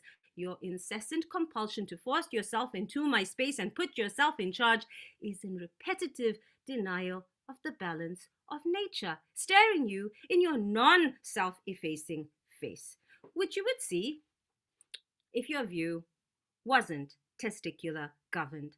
You'd likely argue that day is more important than night and that the earth is in charge of the moon. Back up, sit down, listen hard. This vagina is mine. Your penis is yours. So keep it there between your legs. Don't use it to put words in my mouth or to deafen the world with your voice.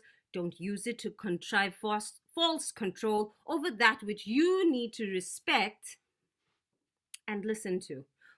Although it is obvious and in plain sight, you clearly need it spelled out for you. This vagina is mine. You're in charge of your penis, so control it. Despite your delusion, you don't own the world, and your presence in it is owed to a vagina that hopefully permitted entry to a penis, and possibly 9 months later, lest you forget, it was a vagina that pushed you out.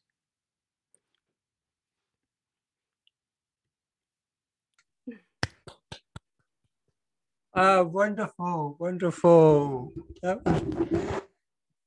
You know, it's because I started with my one and it's almost we've come full circle there. It's as if we planned this, which we didn't, but wonderful stuff. Thank you. Thank you, everyone that's still here, everyone that's been and gone and had troubles and staying. It's been a great night again. It's been a great night. As I said, we'll see you all in 2 weeks' time for the next one. They're called Mixing It Up. Poets Mix It Up with Juanita. That's what we're called. So you've got 2 weeks to think of some tentative link to mixing it up. So thanks, everybody. It's been a pleasure as always. Thank you. Thank you, Finn. Thanks, everyone. Have a good night, everyone. Thank you, Finn. everybody. Cheers, Jimmy. Good night, everybody. Big boosies. Big boosies, Abdi. Boosies. All right. Thank you, everyone. Thank you, Finn. Cheers, Gary. See you, Gary. As always. Thank you, everyone. Thank you, Finn. Great. Hello. Bye. That one was brilliant. Bye, everyone. Bye. Bye. Thanks for letting me come late as usual. It's all right. I hate missing it, but work's work, isn't it? You weren't alone being late tonight. There's a few people managed, said they were coming late, and that's okay. That's the nature of this. It's fine. Cheers. Cheers. See you soon. Bye.